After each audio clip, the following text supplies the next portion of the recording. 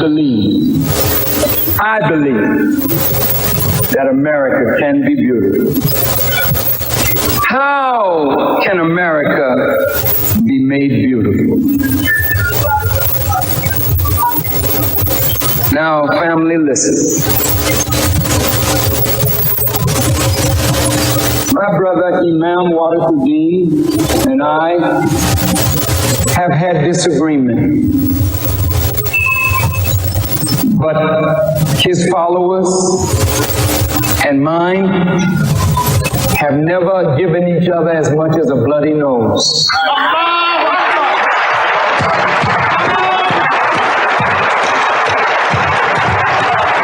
Because in spite of our differences, there's a deep love in us. We don't like the things about our nation that is not good, but I don't want to live anywhere else. I want America to be made right. I don't want to see America go the way of Rome and Babylon and Sodom and Gomorrah. But why won't she go that way if the men of religion and the women of religion keep silent?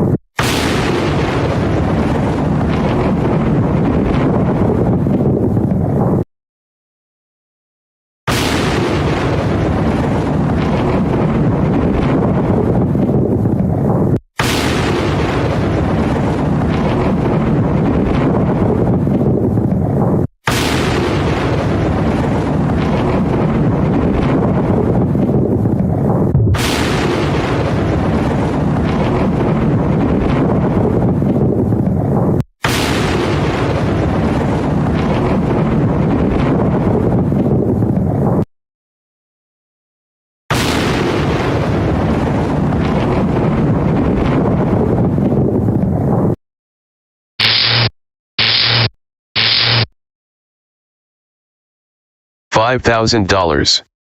Cash payment to anyone who can prove that what lying son of a devil FARRACON is preaching is consistent with the lessons, supreme wisdom, of Master Fard Muhammad Elijah Muhammad's representation of his teacher Master Fard's teachings.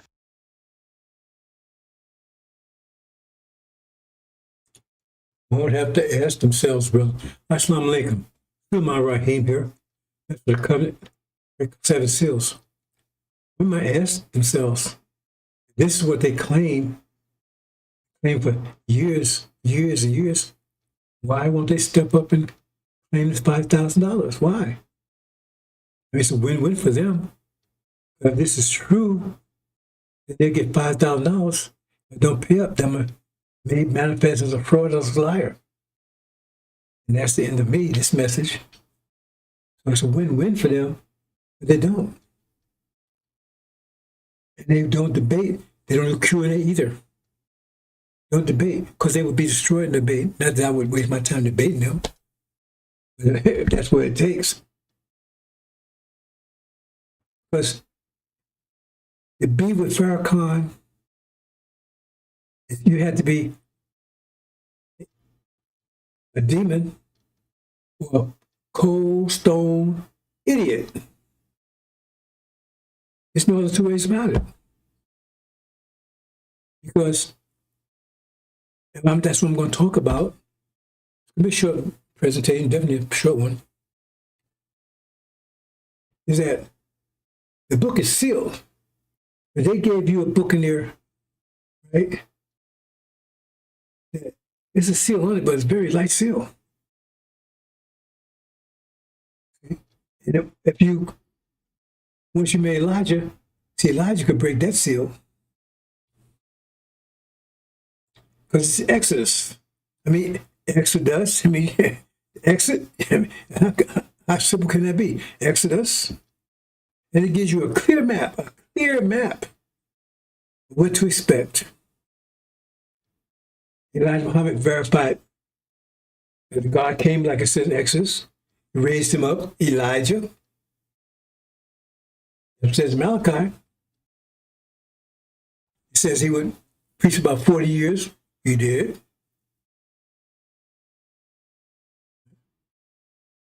We're still be in captivity. When God comes, we're still in captivity. Says, Pharaoh, let my people go. So we're still in captivity. Pharaoh will be resisting. It says he would be taken away, and then Aaron would take over, and he would go for about 40 years in the wilderness, misleading the people,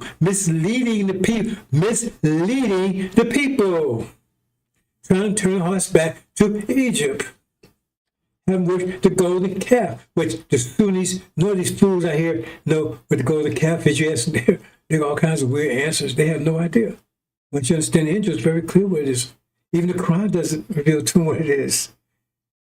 See, the Quran relies on the Injil too to tell them who the jinn are. They don't know who the jinn are. He talked about the jinn's son. He had no idea who the jinn are. It's right. Then after Aaron, right, God would not appear to Aaron, he appeared to Joshua. It says, I'm going to be with you like I was with Moses. You ain't got a damn thing to worry about. And you're going to take people home where Aaron said you wasn't going nowhere. Aaron was calling God a liar. He was saying anybody come after Moses, after Elijah, that's what Aaron was doing. Isn't that what they're doing over there? You see, you had to be a stone cold idiot. Be a FARRACON or a demon. And we don't want you either way. Because there's no way in the world that you could follow Exodus and be, it's no way that you could distort, twist, corrupt Exodus any kind of way to make FARRACON work out. There's no way. When it's a clear book. It tells you exactly what you expect. You expect God come, about 40 years of Moses, and then about 40 years of misdirection, lies, deception, distortion. If you read Exodus, it tells you that God said he's turning people away from what you taught them. It says it right there. It says, go down there, man. He's turning people away from what you taught them. And if you listen to what Farrakhan says, he's against everything Elijah Muhammad said. We're not going anywhere. The devil ain't the devil anymore. He's against everything Elijah said, everything. The accents are clear. So I'm saying, so those folks over there, you don't wake up and sleep a lion. You wake up and sleep a rabid dog either, unless you want to get bit. So they'll sleep over there, let them still sleep. Let them still sleep. You're trying to wake them up. Because there's no mistake here. There's no confusion here. Messenger covenant, Joshua takes you home. He'll come after Aaron and destroy Aaron and his followers. So who's this Aaron? If Farrakhan says I'm Aaron, okay then, what did Aaron do? So brothers and sisters, I keep telling you, I don't think you understand what's going on here. This is serious stuff. This is much more serious. Really, and I've told you because you can't handle the add subtraction stuff. So I can't go into algebra with you. I give a little hints here and there. Move on, brothers and sisters. I'm going to get to my main topic. I'm going to play a couple of things. The main topic, right? But it will be short. Well, we say short, and time goes by so fast. I think 15 minutes, look around. I said, it happened to me today. I went to the gym. First thing, right? So today I cut a little short. I spent my time up on the treadmill. Kind of like double my time. So I used an hour and a half, I just an hour. Right? Because I have some other things I take care of. Right now I got so much stuff on my plate, but since I can barely do this presentation, my mind is, I've got enough out there. I got so much stuff out there. I went back and looked all day. I couldn't remember half that stuff. I said, I did that. Then I finished that. And then I went in and did some free weights. And I thought I did that for an hour. Then I was going to do the machines. I was going to spend an hour on the machines, right? I look around, man. That's 3 hours, right? I look around, 9 o'clock. I said, why lose an hour at? Time just moves, get past you. So I said, it should be 8 o'clock, right? That's 3 hours. Get there at 5, right? When I on the treadmill, when I on the free weights, right? And then I do 3 machines. I do 20 minutes each one of those. So that's 3 hours, right? And I did by 8 o'clock. Man, I didn't get to 9 o'clock. So I don't know about this, bro. Since I'm just putting this out there for you. I'm not saying this. It's a technique they have. They use it. So if they've used it on you, there's one way to find out. Okay, let me explain to you. If you go and check Mercy, I'm kind of getting distracted here. Okay, I found this out when I had to go and get I had some kind of surgery many years ago. Oh, I had to have a hip surgery about 15 years ago, I guess, maybe more. And I had to have, 2.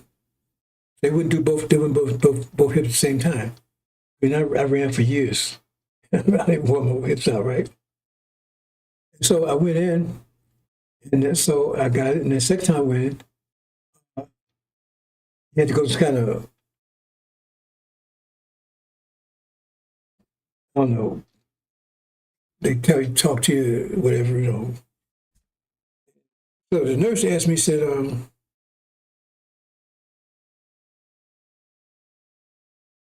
about a catheter or something. Those, you know what that is, right? I forget it's been a while back, right? I said, well, you didn't do it the first time. Why didn't you do it this time? She said, we did do it the first time. No, you didn't. I said, yes, you did. Right? So you was awake when you did it. I said, what? He says, you was awake when you did it. I said, I was. And so, I went to, I found out what was going on. Okay, they got this injection or whatever. Because I remember when I had the first surgery, right? I was talking to the doctor, he tapped me on the back, and I was going, well, just like that, bam. So he must hit me with a needle or something. Anyway, it went right out. But you don't go out. You just can't remember anything from that point on. Keep that in mind. If they do this to you, from the point they do that to you, you can't remember anything from that point for the next hour. You're wide awake, but you can't remember anything after you wake up. I mean, after you come out of it, you can't remember anything that happened to that hour. Nothing.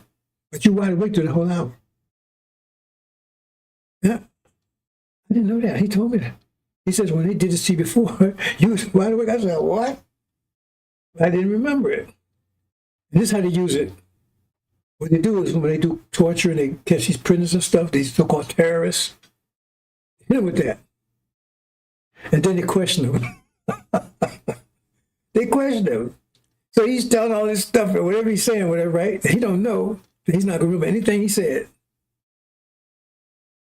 And then once he comes out of it, then they question again and see if that's consistent. Well, he said, folks, he can't remember what he told me. He don't even know he was questioned before. He never knew he was ever interrogated. Never knew, because whatever it is, you can check it out, because it's true, it's real. There's a name for it, because I talked to this brother at the gym. He was a EMT guy, whatever. He told me, yeah. I said, they don't tell people about that. I said, well, but that's a technique they use. So the thing I'm trying to say is, if somebody walk up to you in Walmart, somebody hit you with that, they could walk you out of there, take you, rape you, whatever they want to do to you, bring you back to Walmart an hour later, right? Put you back where you left and walk away. And you don't even remember it. You said, what's wrong with me? You don't remember anything happened to you. You don't even know that it happened. You have no idea that it happened to you. But you don't remember any of it. I told you, got a lot of weapons used against you. I got a technique I do. Right? So that's it. I kept saying, I missed the hour somewhere. They hit me with something today? I got another way to check. I ain't telling. Right? So it works out. I got another way to check. If I do something, there's a time lag, I got a way to check. I don't know if they can do it, and they may be doing it on you. They may have done it. So I'm just telling you, I'm not making this up. It's a fact. You can check it out. That's a powerful weapon, isn't it? If you're going to interrogate somebody, how could you lose with that one? You hit them, you interrogate them, you can beat them up, you can do all kinds of stuff to them. And once it's over, I think it lasts. They think it lasts about an hour or something. Maybe they can determine how long it lasts, right? But for me, it lasts about an hour. I think the surgery. I don't know if they can determine, how adjust that, how long it lasts. But think about that. They could do all kinds of stuff to you. This be one of Bill Cosby things, right? Hey, girl, can I buy a drink? Yeah, bam, whoops. Took her home, did all we wanted to and everything else, man. And bring her back there, man, and sit down in the bathroom or something. And she'll never know what happened. Has no idea. No idea, but you did all that. That's a dangerous weapon. It's real. I'm telling you, these people got a lot of powerful weapons. And the only defense you have is going to have to be work together, unity, and the things I'm telling you. But you can have faith in FARRACON if you want. You want to go that route. Keep in mind, like I said, go check it out. Take my word for it. That's what I was thinking about this morning. I said, damn, it's been here by 8 o'clock. I said, 9 o'clock. Where I lose an hour at? Yeah. I got a little taste for Alzheimer's. Because I forgot I talked to his brother at the gym, his personal trainer, because, he likes to talk to me, call me, he said, he's adopted father or something, because I'm about his age, the same age as father. His father passed recently. And, we get along pretty good. And, I forgot I talked to him for half an hour. I forgot about that, so I said, man, why was an hour? Then I remember, that's 1/2 an hour.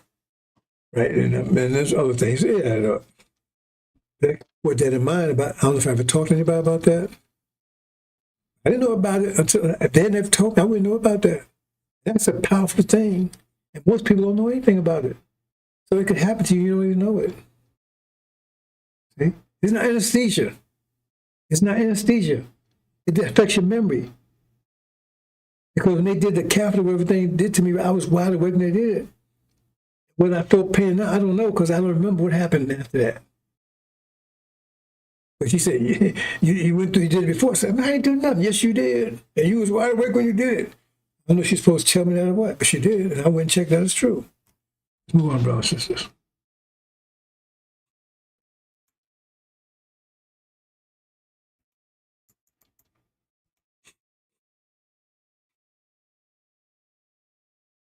Okay, this gets to what we're talking about in a minute, brothers and sisters. See, Exodus, you can't go wrong with Exodus. It says, in the Quran, backs it up. Because it says, those who believe in part of the book and disbelieve in the other, it's the most severe chastisement, most grievous chastisement. So therefore, you can't tell me, oh, I believe in the part up to Elijah, I don't believe the rest. Because if you do, then the Quran got you. And they keep promoting the Quran. See? So, if you believe in Exodus, you don't. If you believe in Exodus, you got to follow the whole thing through. You follow the whole thing through, ain't no way in the world you'd be a FARRACON. It's absolutely impossible unless you're a demon. It's absolutely impossible. Because he's doing exactly what they said Aaron said he would do. Exactly. For a period of time, right after Elijah departed, until Joshua took over. And when that happened, it'll be a time of war. But no victory or defeat. Ain't that where we are right now? In fact, Israel after that war. It's just a pause. It's not a ceasefire. In this time of war right now, it says that's when Aaron will be taken down. Be a time of war. But not victory or defeat. So it's during the war. You can't miss it. But you got these clowns all over the place now. They're the vultures. Keep talking about, the drought effect. They're all over the place. I mean, I never see so many, whatever. They're all over the place. You go on YouTube, they're all over the place. It's total bullshit. And I said, okay, don't wake them up. Hit him. That's what it says. Supposed to hit him. That says, how can he say, stop tormenting me? Beating their ass. Take theirs and beat them out of here. They don't go out hard. They're not going out easy. They're going out hard, real hard. Most grievous chastisement.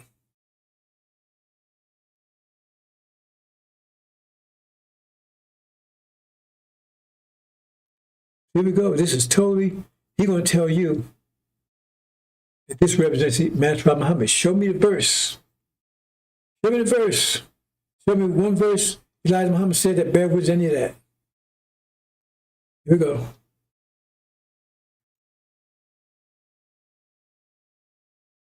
I gotta do this. Do you mind? Yes, I'm gonna do something. I don't want to put my brother on the spot. See, this is this. This is something else. Love and faith transcends color. And the reason why we embrace Father Flager as a brother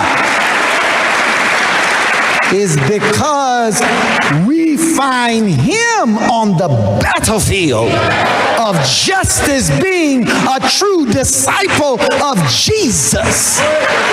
And the last thing I'll say is, you'll never call us racist. Yes, sir.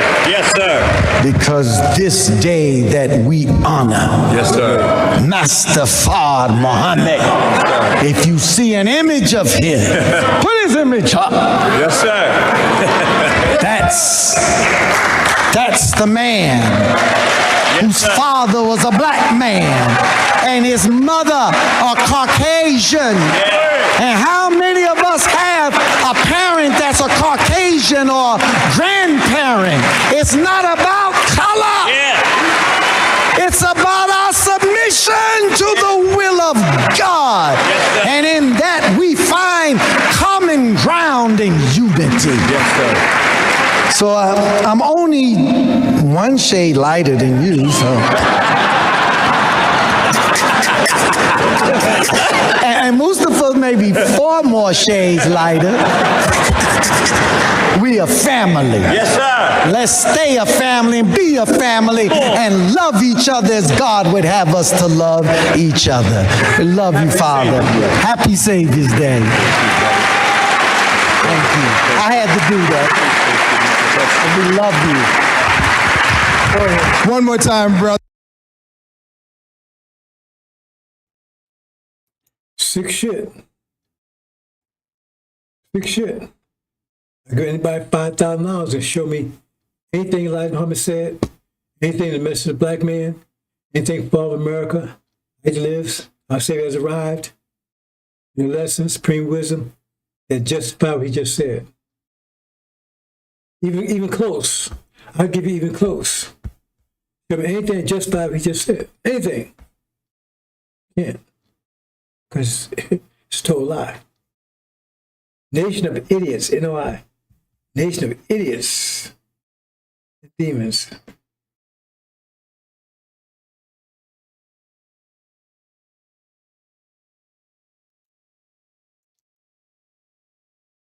Do you then believe in a part of the book and disbelieve in the other? What then is the reward of such among you as do this but disgrace in the life of this world, and on the day of resurrection they shall be sent back to the most grievous chastisement? And Allah is not heedless of what you do. 86 These are they who buy the life of this world for the hereafter, so their chastisement shall not be lightened, nor shall they be helped.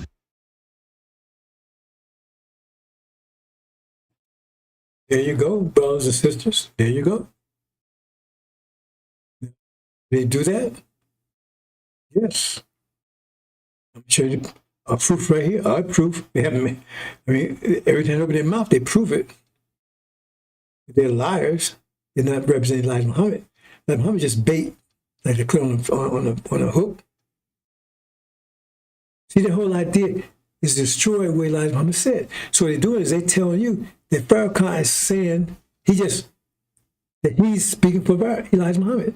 So that's one way of destroying what Elijah Muhammad taught. Because if you believe that, then you believe that, right? You believe what FARRACON is saying, then what happens? Then that destroys what Elijah Muhammad said, doesn't it? That's the purpose, destroy what Elijah Muhammad said. So you're saying, oh, this is what he said. Okay? And they put his son up there that's disappointed. That's why it's the whole scam. They put his son there, Ishmael, see, here's the son. I'm a student, and we both saying this. This is what Elijah Muhammad taught. And you can't find anything that proves that. But no, just listen to them.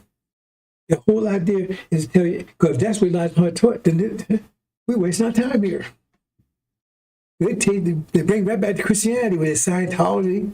We think Scientology is. Look at it's simple. It's got a big cross. I mean, what they got to do? Beat you on the head, shove it up your behind? The symbol for Scientology is a goddamn cross. It's just Catholicism 2.0.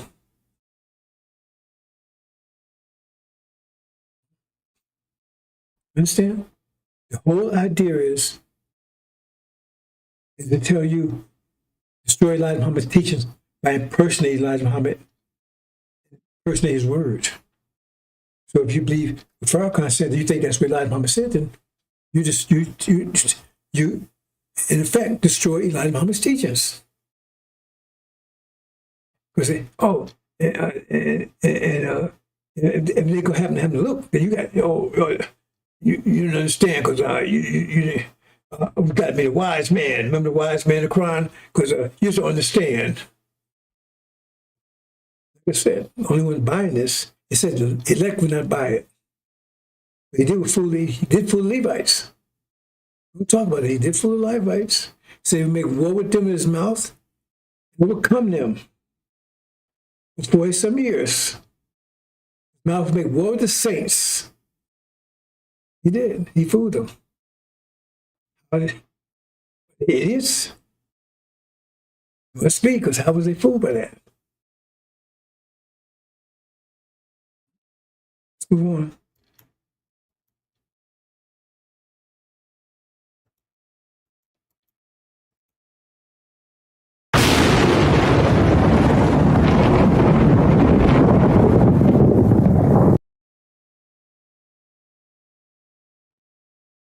Wait, brother, says there's a little area here. I don't know what happened here. Hold on. Here we go. I don't know what happened here.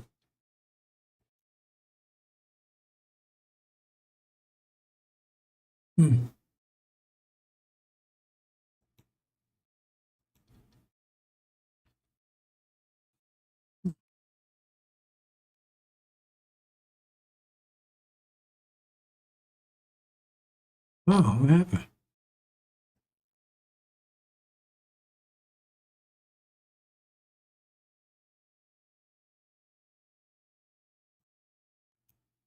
I jumped down there like that. Oh, wait. I get back. Oh. He was right, brother. Just here I go. Alzheimer's. I'm thinking about it. It was great. Told you I'm worn out, brothers and sisters. I am. You know, I told everybody this is going to happen. I'm worn out. I don't got a little more time, but time's almost here.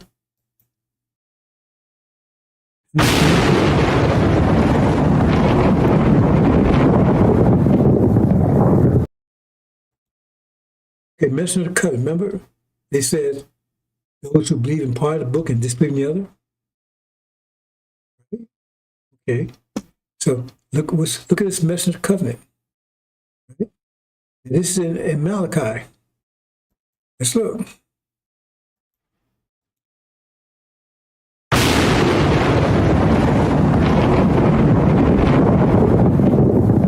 Malachi 3:1.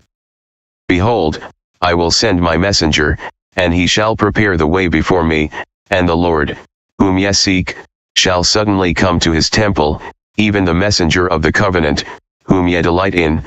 Behold, he shall come, saith the Lord of hosts. Okay, bro, says this is Malachi. They talk Malachi. They talk about Elijah the messenger. They talk about Elijah the messenger. But they don't talk about this part. Leaving part of the book and this and the other. Because according to this here, there's two messengers. He says only one. But God says two. This one, the second one, will come to the first messenger's temple. He's called the messenger of the covenant. It was suddenly, so they would know each other. They would meet each other. I don't know how well they knew it, but in other words, they were contemporaries, put it that way. Not just contemporaries, but, right, they were associated because he would come to this temple. Right? They was connected to each other. But they say there's no messenger after Elijah. The eternal leader of the nation of Islam. That's not what this says. And the God says he's coming. So FARRACON said he ain't coming. So he's calling God a lie right here. He ain't coming because Elijah's the last messenger. Last one. That's correct. He's eternal leader of Islam. Isn't that what he said? So who's this? Who's this messenger of the covenant? They never talk about it. Not only we don't know what it is, they don't know it, they don't even talk about it. So they been part of the book and this and the other because they talked about it, you might think they misunderstood it. They don't even talk about it. That means they understand it. They don't want you to know. Because they don't talk about it means they understand it and they don't want you to know. Because they was confused about it and they wasn't sure. They would talk about it, but they would have some other interpretation of it. They would have another interpretation, so that means they know they know this is truth and they don't want you to know. Simple as that. Let's move on.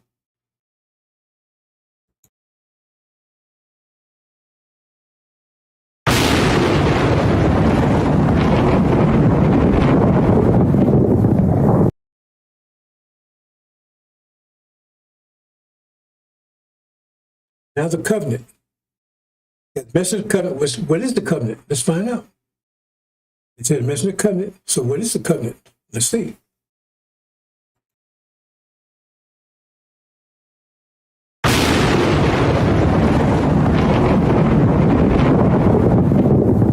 Genesis 15:12.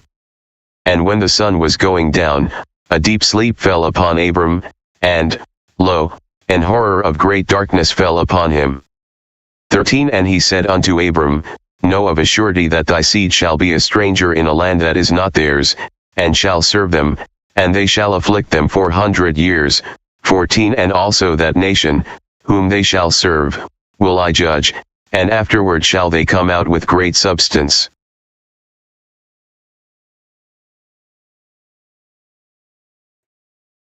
Okay, brothers and sisters, they talk about this, don't they? So apparently they believe this part, right? Right? They talk about this, right? So let's go to the next sentence here. We don't talk about.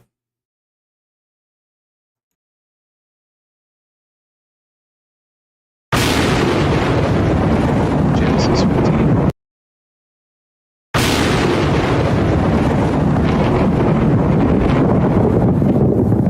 Genesis 15:18.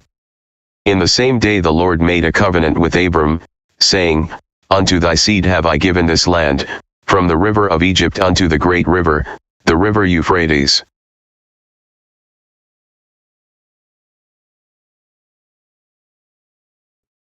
Why don't they talk about that part? They talk about the first part I just showed you. That means they don't want you to know about it. Like the first part. But this said we're going somewhere. The FARRACON said we're not going anywhere. But this, remember the first one, God said he's coming. So he said, there ain't no anybody coming. Here, this guy's a covenant. That's his word. God says, I made a covenant. And it says, hey, we ain't going nowhere. He tell you that's Arabia. So he calling God a liar again. He says, hey, ain't nobody coming at Elijah. God said, he's coming. The message coming. And then say, hey, we ain't going nowhere. He says, hey, no, we're going to home to Vegas. Square those circles. What's the next one? Now we know there's a message of the covenant, two messages, and we know what the covenant is. So what's the identity of the message of the covenant? What's the identity?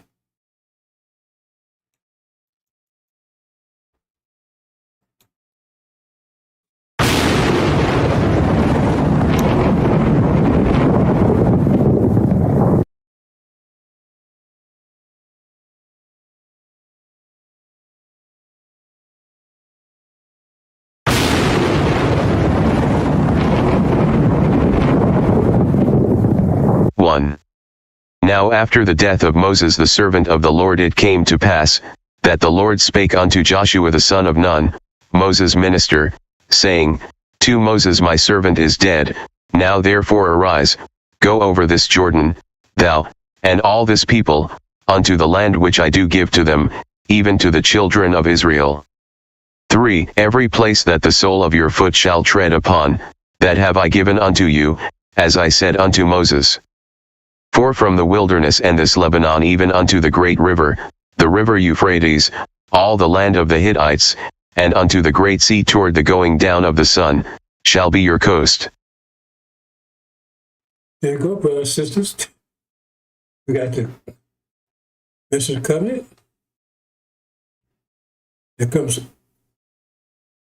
after Aaron, the message of the covenant. The son will come to Elijah's temple. God said he's coming, no doubt about it. FARRACON said, no, anybody's coming. There's a second messenger. Then you got where the covenant is, home.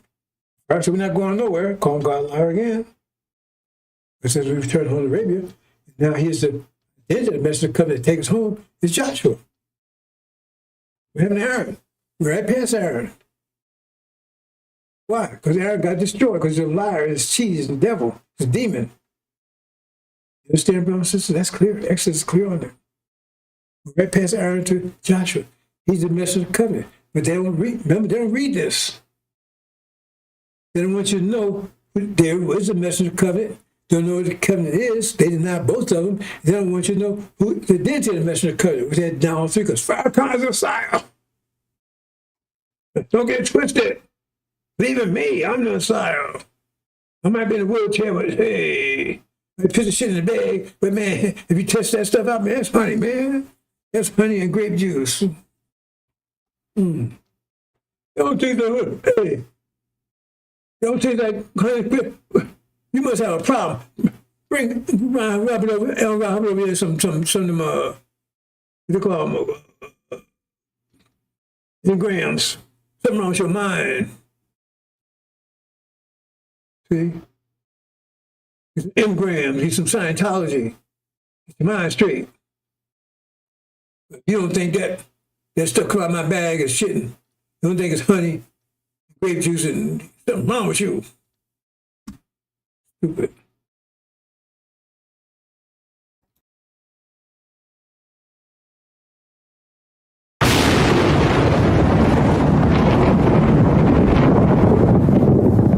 Five. There shall not any man be able to stand before thee all the days of thy life, as I was with Moses, so I will be with thee, I will not fail thee, nor forsake thee. Again, this problem given to Joshua, not Aaron. Was he protected when they blew his ass up with cancer? No. It tells you Malachi what would happen to him. He said he'd be cursed with a curse. Disembowelment. Castrated. Putting shit in the bag. If that's not a curse, what is it? So he wouldn't be with, he would be with Joshua this way after Joshua takes over, which is about to happen. Who's protecting FARRACON and blew his ass up? Damn coward.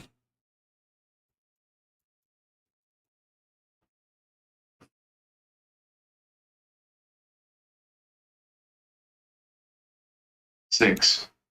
Be strong and of a good courage, for unto this people shalt thou divide for an inheritance the land, which I swear unto their fathers to give them. 7. Only be thou strong and very courageous, that thou mayest observe to do according to all the law, which Moses my servant commanded thee. Turn not from it to the right hand or to the left, that thou mayest prosper whithersoever thou goest. 8. This book of the law shall not depart out of thy mouth, but thou shalt meditate therein day and night, that thou mayest observe to do according to all that is written therein. For then thou shalt make thy way prosperous, and then thou shalt have good success. 9. Have not I commanded thee? Be strong and of a good courage, be not afraid, neither be thou dismayed, for the Lord thy God is with thee whithersoever thou goest.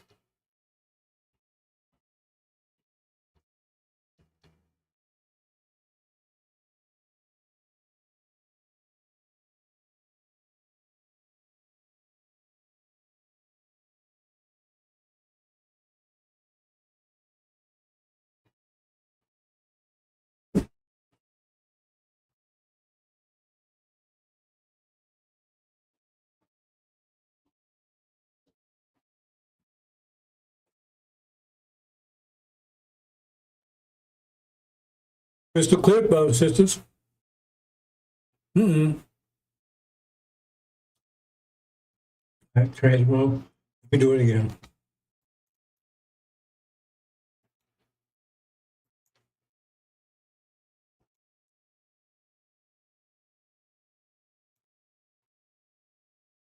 Six. Be strong and of a good courage, for unto this people shalt thou divide for an inheritance the land, which I swear unto their fathers to give them. 7. Only be thou strong and very courageous, that thou mayest observe to do according to all the law, which Moses my servant commanded thee. Turn not from it to the right hand or to the left, that thou mayest prosper whithersoever thou goest. 8. This book of the law shall not depart out of thy mouth, but thou shalt meditate therein day and night, that thou mayest observe to do according to all that is written therein, for then thou shalt make thy way prosperous, and then thou shalt have good success. 9. Have not I commanded thee? Be strong and of a good courage, be not afraid, neither be thou dismayed, for the Lord thy God is with thee whithersoever thou goest.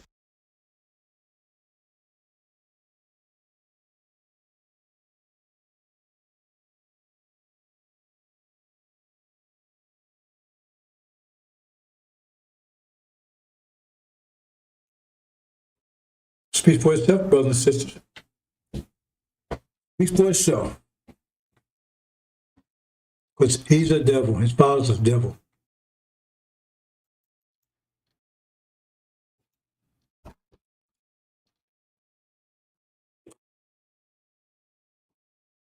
And he robbed the nation. Robbed it, destroyed it. Something called the Belials. Took the money, left the beast with nothing.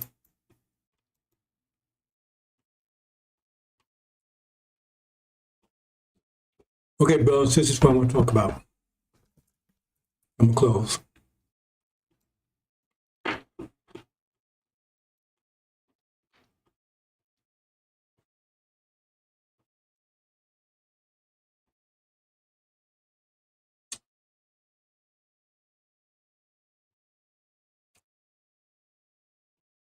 And brothers and sisters,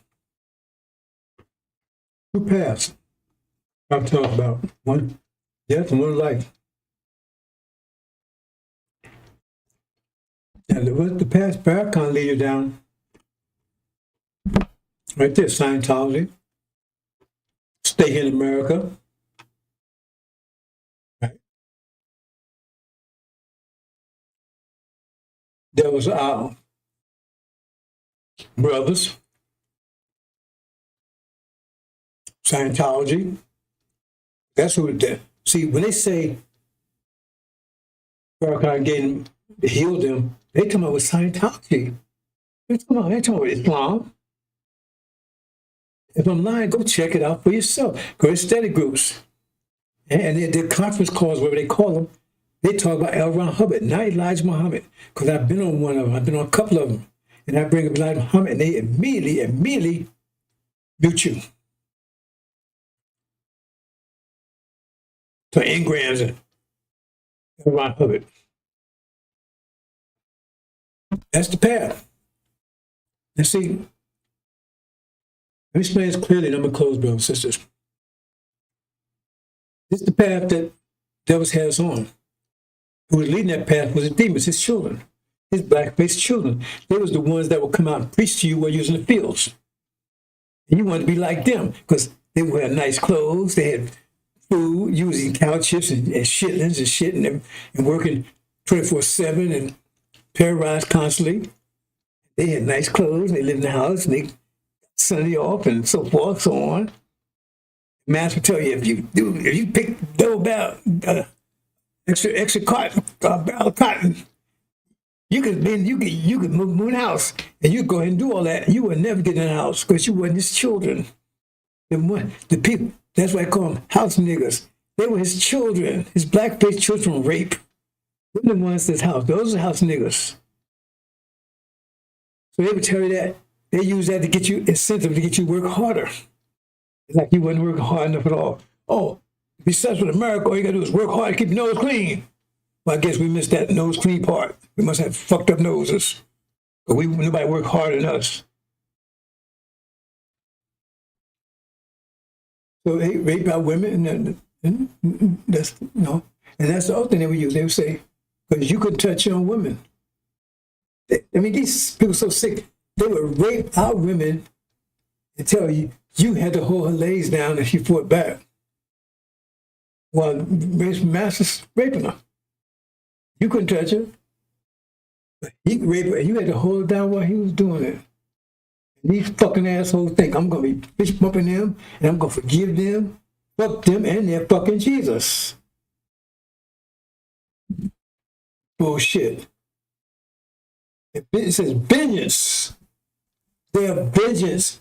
So if this is all about Christianity, then why you got vengeance? If you're all about Christianity, you claim you're so Christian, forgive everything, there should not be a day of vengeance, should there? There shouldn't even be a judgment, is there? So judge not, you be not judged. So Christianity is like you claim it is, there should not be a judgment, there should be no vengeance. It should be a great day of festival forgiveness. Everybody go to heaven. I come out Jim today, this dude tell me he's selling some. He was in the gym hallway or something, right? He got some Jesus jackets, a Jesus sweatshirt. So, hey, when I said, I don't want to know that shit. Hey, Jesus love you. I said, fuck Jesus. Oh, I know he didn't like that one. That's what I told him.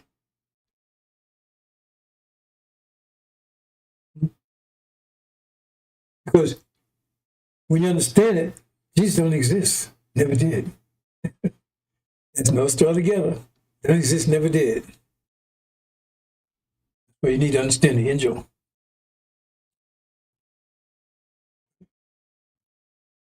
So they lived in the, and their priest would come out to, because remember, they lived off us. It's like master live off of somebody, and then the better master does, the better dog eats. So if master ain't doing too good, dog eats scraps. Now start doing better, dogs get some bones, and better, might get some dog food. Do better, start getting some hamburgers. Right? If you Rockefeller's dog, you might get steaks. So the better master does, the better the slave does. You understand? His children, not his children. So therefore, they want to maintain the source of where he's getting this from. They want to keep that source coming in because they living off it too, which was us. There was the house niggas was off too, because what was they getting? What they getting from? They getting from Mass, who was getting from us. And so when we was no longer in the field, they couldn't get anything from Mass anymore because Mass wasn't getting anything from us according to the way they play. It's a little more complicated than that. So they said, well, Mass had nothing to give them. We ain't had no dog food anymore. We ain't get no dog food from them. We had, well, then you go live off of them directly. That's what they've been doing. The preachers, the politicians, entertainers, all of them, they're living off of you. They're Master's children. They don't want you to know that. But they don't love Master. They live off of you directly because they can't live off Master. You understand? That's the way it happens. But the other thing is that, and understand this, anybody who controls your energy is your master. If you don't control your energy, then you're a slave to whoever's controlling your energy. So we're still goddamn slaves here. Me too. Elijah too. We're all slaves here. Still. Because we're still being controlled by them. They tell us what to do with our energy. They control us. So we're still, but they don't want you to know that because you ask yourself, what would a slave look at in the industrial age? We know what slaves look like in the agricultural age. Yeah, in the fields, got to pick cotton. 24/7, you got to plow the land. That's what in industrial agriculture, but in the industrial age, you don't have that. So now you got to go and you got to run machines. Somebody still tell you what to do, right? You still have a taskmaster, don't you? Sure, somebody tell you what to do, don't you? You better do this, you got to be there on time, don't you? They pay you, don't you? If there's, well, they're supposed to, they claim they do. So you're still a slave. It's just a different age. Oh man, give me a car, yeah. Okay, you got your car and you working at McDonald's or wherever you're working, right? Tell me how much time you spend in that car. Tell me how much time you spend in that car. I guarantee you 90% of it is for that job. Getting back and forth to work. Just like when you was in the fields, right? Who's paying for it? You got to pay for it. In the field, you had to get mules to get you back and forth to the field. Look, Harriet Tubman says, and she was a slave in New York. Stop that bullshit about the South. She was a slave in New York. Wall Street was a slave trading center. It wasn't, back there, the money was not based on gold, it was based on slaves. That's why I call it Wall Street, because that's where he's finding slaves up along the wall. It was the South. Harriet Tubman was a slave in New York.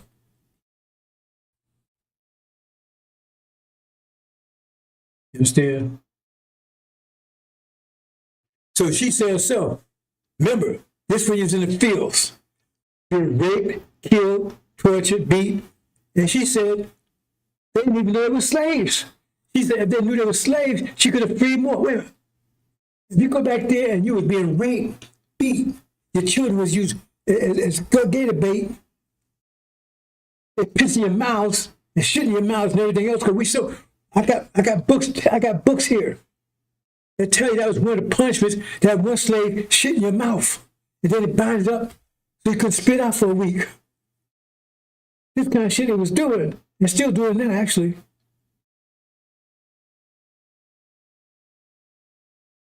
This is what it's doing. And you didn't know you're a slave then? So you damn well don't know it now, do you? If you didn't know it back then, when they was doing that to you, and you were scared, deaf, terrorized, and she said she could have freed more if they knew they were slaves. That's a profound statement. How in the hell could you not know it in that situation? So if you didn't know it then, you sure don't know it now. Oh, I got me a little apartment. I got me a little hot over here. No, hey man, I got me a little, MJ. Got me a blunt, whatever you want to call it, right? Got me a little, I got 4 wheels out there. They're still a goddamn slave. We're all slaves until we get out of here, because they control us. Because all that stuff you have, they tell you what to do with, don't they? Anyway, let's move on. So the thing is that until Master Muhammad showed up, the demons were our leaders. They were our leaders, because Master would send them out there and tell us what to do. And we're supposed to follow their example. We wanted to be like them. We wanted to live in the house too. We wanted nice clothes. We wanted to eat something better. That was our leader. Until Master Muhammad showed up. See? They used the devils were our actual leaders, but they used demons to do it because, hey, they look like us. So why couldn't we be like them? We'd be like them, man. We do. If we'd be like them, then we'd be living in a house, man. And we'd be leftovers. Might get a muffin or two. We have some decent clothes. We have to sleep on the ground, sleep on the floor. It ain't as nice as those movies they show you, believe me, not even close, because I know for a fact. Because I met some of my older relatives before they passed. They showed me what slave quarters would look like. Not that bullshit you see in Django and all that. They try to make it a lot better than it was, and they actually did. A lot better than it was. You understand?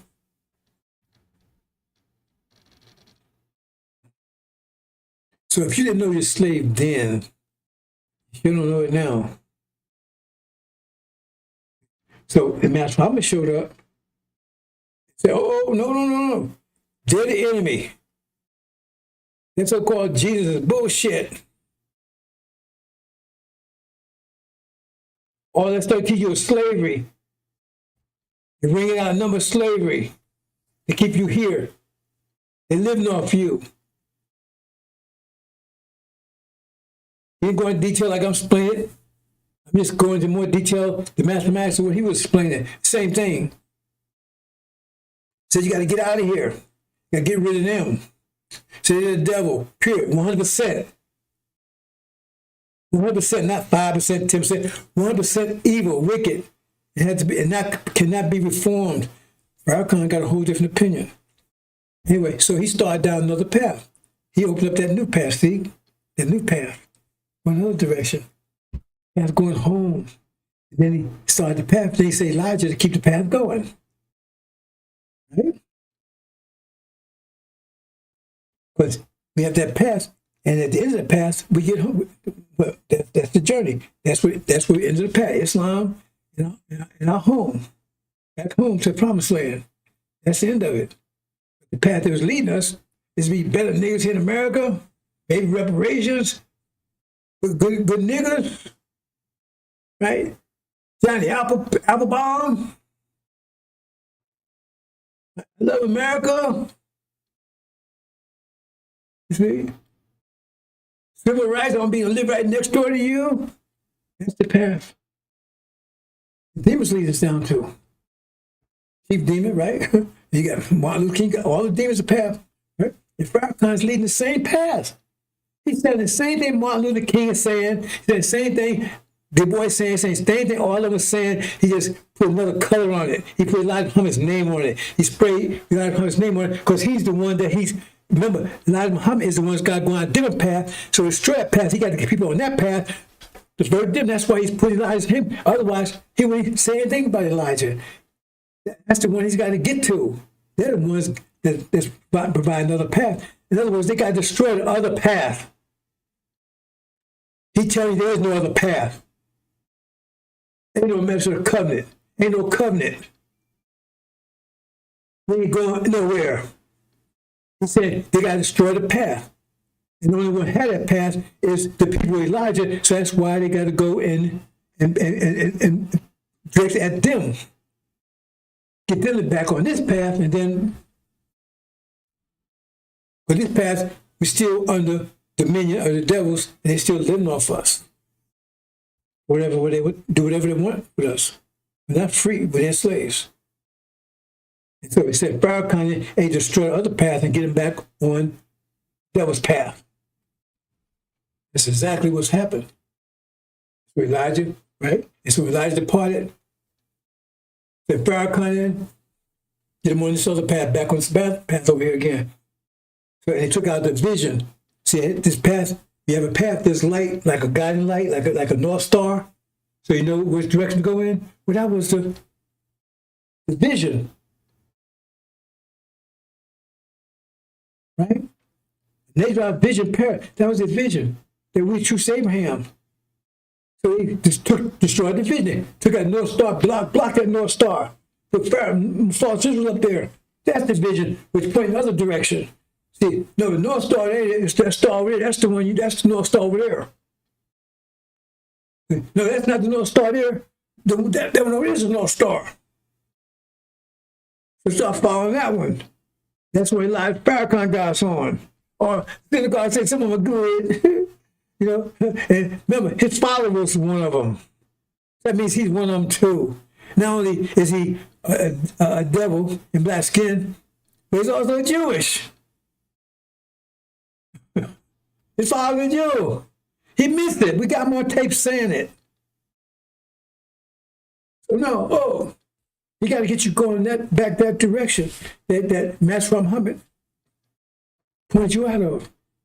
He don't believe in that. Anything Master Muhammad said. If you read what Master Muhammad says, what he says is totally different. It's not even close. And so that was like almost 100 years ago, 90 years ago. But we had 90 years to get to the, follow that path to end of the journey.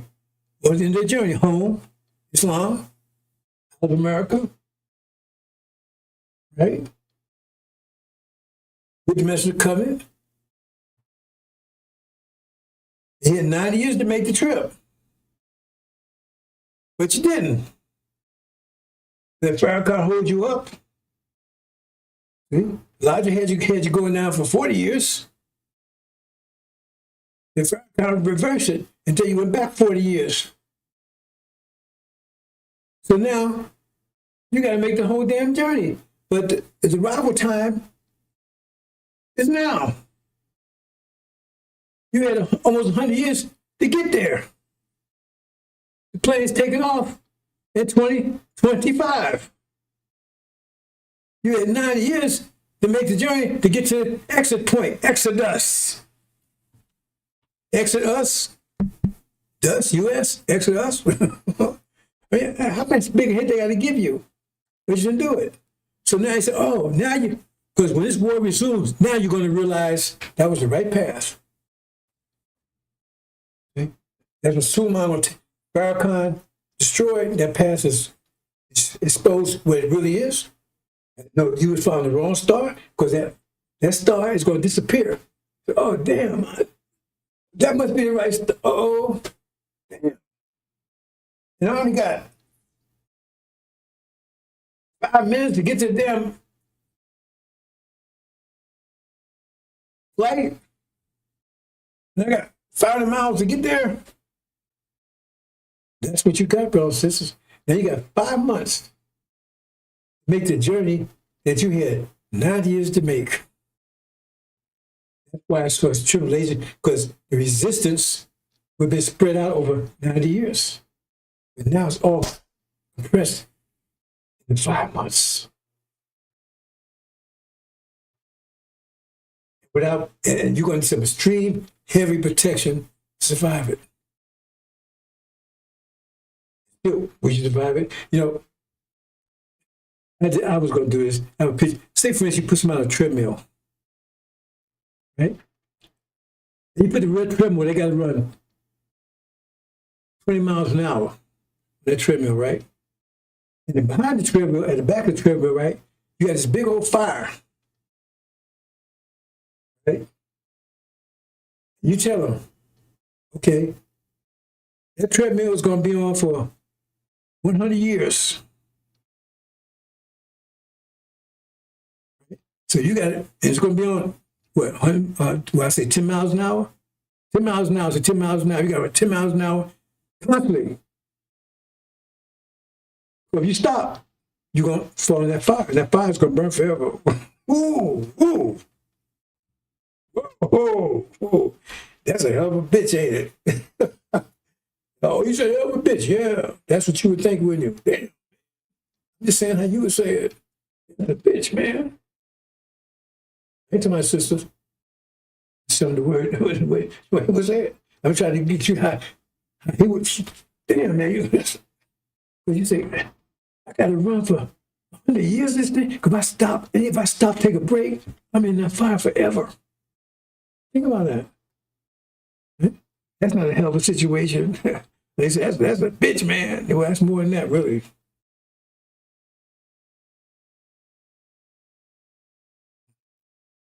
This is much worse than that. So if you think of that, say, damn, ooh, that's impossible. But, you know, if you get in that fire, you go out, man, then you're going to burn forever. If you can make this 100 years, damn, I wouldn't want to be in that situation. Can that be a bitch of a situation with it? Damn. Whoa. Yeah, but what if you make it 99 years, man? And you just go out in the land. Whoa. If you ain't gonna make it, you might have just given up right front. But go and go for it, man. Because now you anyway. I'm just saying. We're in hell here.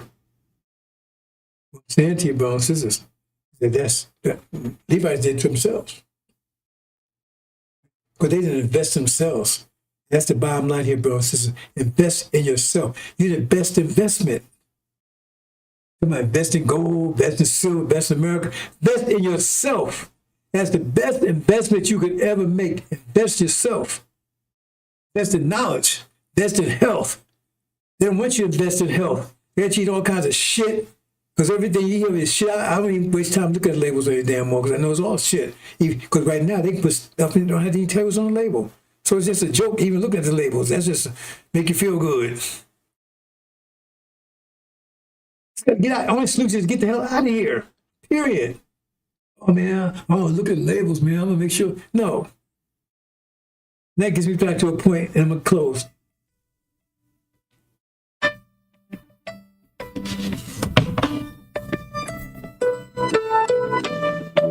Hold on, brother, just for a minute.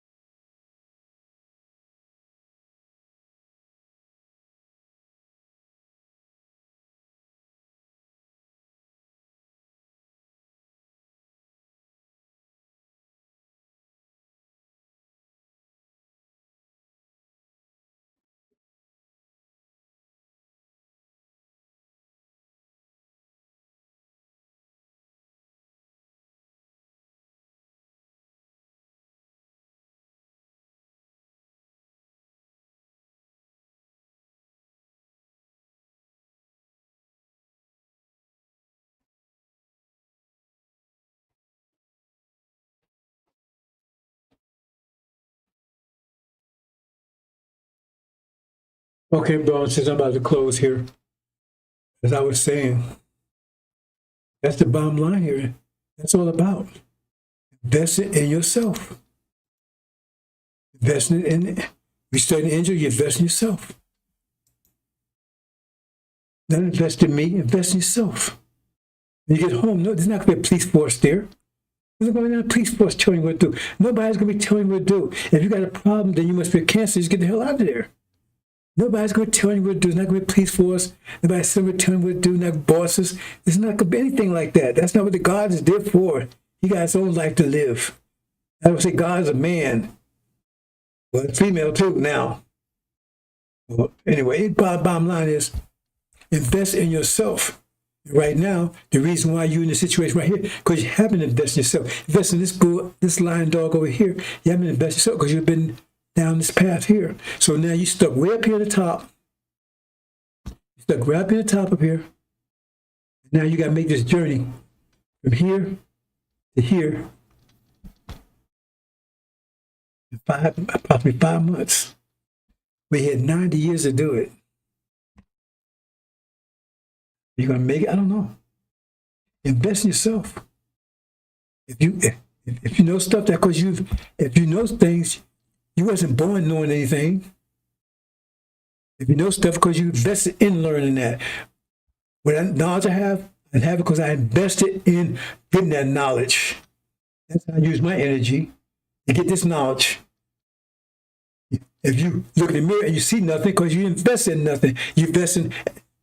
If you look around and you working at Popeyes and your boss doing good, well, you invested in your boss doing good. You invested in your boss doing good, not you.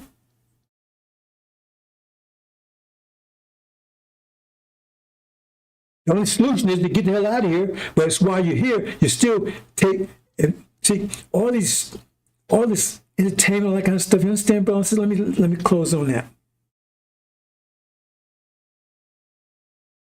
See, you have natural, okay. You know, if you're out there, if you're in a nice place, right? Like out and now you have a nice plan, you got a nice layout and everything else. Right? You had birds, man. The birds sound so beautiful.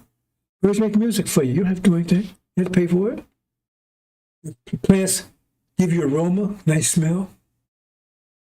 See what I'm saying? Nice breeze from the weather. You know what I'm saying? You get these things, you know, and where the earth is, you get beauty because you see the landscape and all that kind of stuff. That's natural, it's right there. All that's free. But they make you pay for it with entertainment, all that shit. And the reason why, because you don't have enough discipline to appreciate the body that you have. And so they take and make you pay them, distract you with this bullshit. People singing, we don't have that crap. There'll be people singing hereafter, but you ain't got to pay for it. But people sing because they want to sing. Yes, they do. I'm going to explain. I was going to do it today. I'm not going to do it today. I'll explain about the way we will have a source of, well, I wouldn't call it money. Right? But it's not like you think. You have to pay for that kind of stuff. Sisters can sing what they sing. They start singing, you know they're going to be singing. You go, hey, man, you sit around and listen. Like have a family come around. The same thing was home. You think you had to pay? Man, they made us look like fools out there. With blowing our nose. That wasn't it. Tribe gathered around, everybody ate together, everybody worked together, and then what? And then some sisters start singing, or bros start being drunk, everybody start listening, man, you know. That's just, but nobody was paying anybody to do anything, it was just because they felt like doing it. Right? So everybody was right, rolling with that. Now, so all this bullshit because you can't control your own self, your own emotions, so now they manipulate your emotions. You don't understand all this. I tell you so much you don't understand, brothers and sisters. Only solution is to get out of here. God can tell you all the details. The bottom line is to get out of here. All that stuff just goes away. All that stuff disappears. You understand? So you go to these rock concerts and all that kind of stuff. But it takes money and you got to pay. And it takes time and energy to do all that kind of stuff.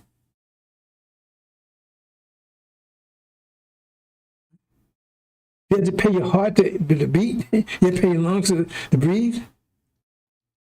See? We got to sing, that's part of our body. Let's do it.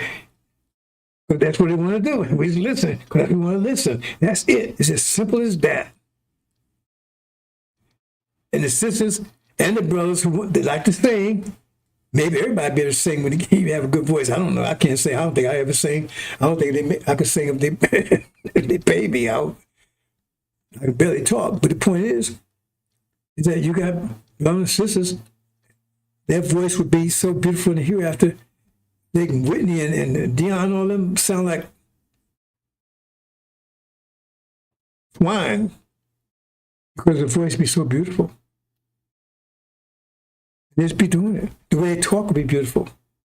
Just the sisters talking, just their talk will be beautiful. Their talk's enough to blow you away because that's where it'll be. Peaceful. It said the peace will come like rivers.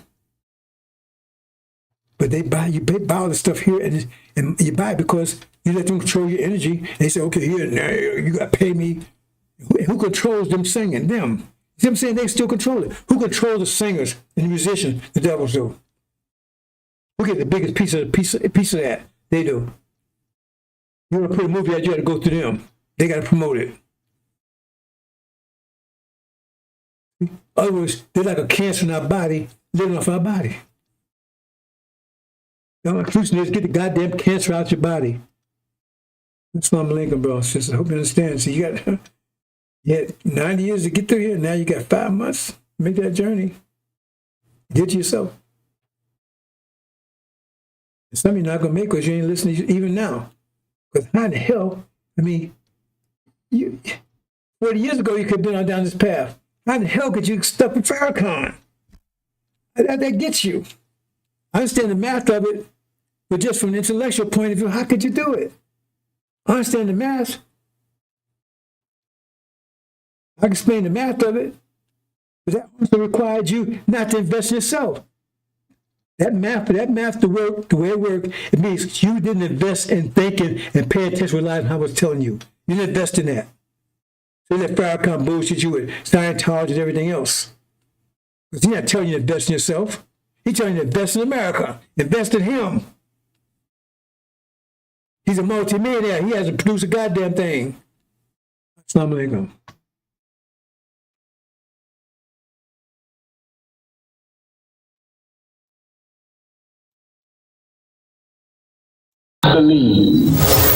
I believe that America can be beautiful. How can America be made beautiful? Now, family, listen. My brother Imam Wadafuddin and I have had disagreement, but his followers and mine have never given each other as much as a bloody nose.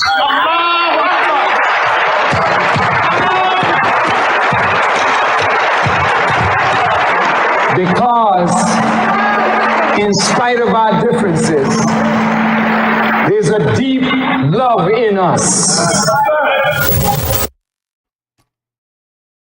We don't like the things about our nation that is not good,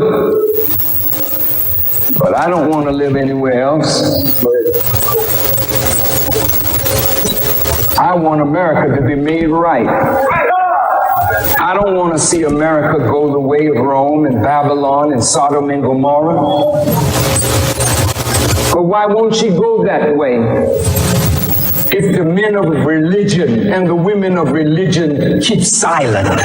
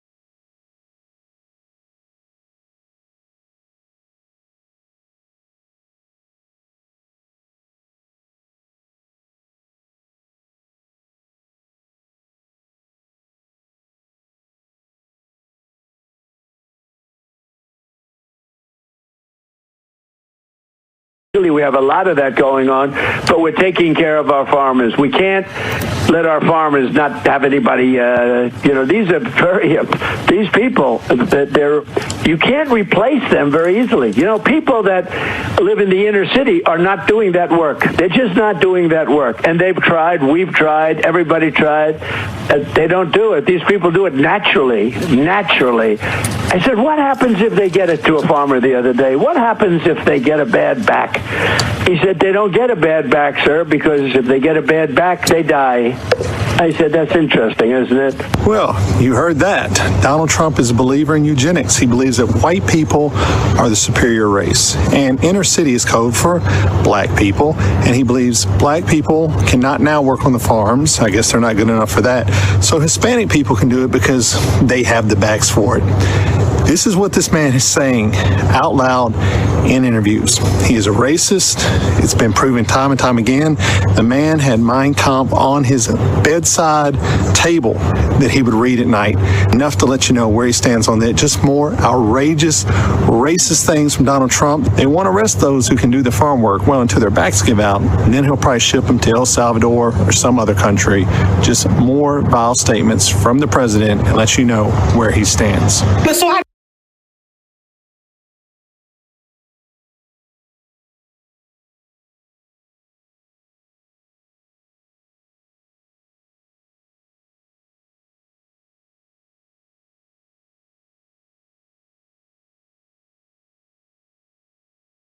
When they were arresting people for praying outside of abortion clinics. I mean, I do think the UK, and I say this as, someone who is half English, I think it's like reached, or it is quickly reaching a point where democratic reforms are going to be pretty tough because of the demographic change.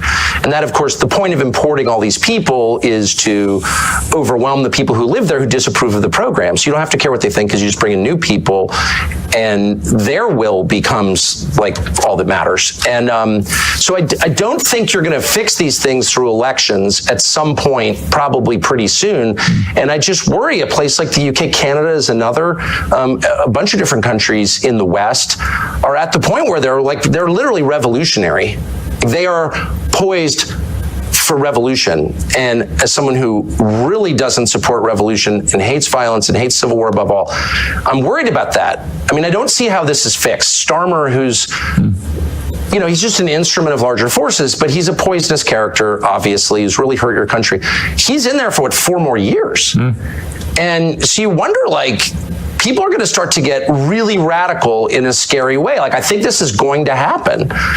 And the people in charge don't seem to care. Well, you're already seeing it. You are seeing the anger beginning to manifest itself, and I completely understand the anger. I don't like you. I abhor any form of violence, but I do understand the anger when you have, Keir Starmer campaigned on, I'm going to smash the gangs that allow these little boats to come over the channel, delivering tens of thousands of people illegally into the country, and they then get put into these so-called asylum hotels where they're given a pretty good lifestyle, certainly a far better lifestyle than many people really struggling at the moment in the UK.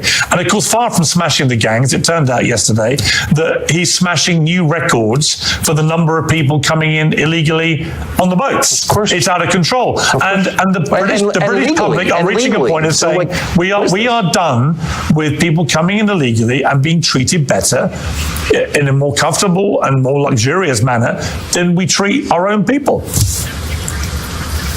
Well, the whole point is to humiliate and degrade the indigenous population of the British Isles, the white population. I mean, that's the whole point. And are they really going to do something about it? What would that be exactly? Are reaching a point of saying, we are done with people coming in illegally and being treated better in a more comfortable and more luxurious manner than we treat our own people. Well, the whole point is to humiliate and degrade the indigenous population of the British Isles, the white population. I mean, that's the whole point. And are they really going to do something about it? What would that be exactly? You'd really have to force a lot of people to go back to their countries of origin, millions of people, and you need to do it really soon. And are they actually willing to do that? I don't know, but these are existential questions that we have been browbeat into ignoring for decades. But the question is is Ireland Ireland? If it's majority non-Irish, oh, shut up, they're Irish. No, they're actually not Irish. Same with the UK, same with England, Scotland, Wales. Like, it's all changing so fast. Nothing like this has ever happened in all of history, except when, say, the Mongols swept across the steppe and raped everybody. Like, that was true demographic change on this scale. But even that wasn't as profound as what we're seeing in every white country around the world. I would say the West, but Australia and New Zealand also. So, like, what is that? Now, my brain is not big enough to understand what that is. I have a lot of theories about it, but I don't know if they're true. All I know is what the numbers are, and that's real, and no one feels that he can say it. Everyone's like, oh, well, if that were happening in China or India or Malaysia or Senegal, it doesn't matter. You'd be like, what the hell is that? Like, the population's totally different. Look at graduation. Pick, King's College Law School, and look at the graduation picture for the last 30 years. Who's in it? Just like, let your eyes tell you the truth for once. Like, this is a total change in population. Is it better? Is it worse? Can't have that conversation. Who's pushing this? Does the population want it? The population clearly doesn't want it. There's no polling that's meaningful on the subject. I mean, there's no referendum on it. You don't get to decide. You've got no voice in it, other than you get to go to jail if you complain loudly enough about it. What is this?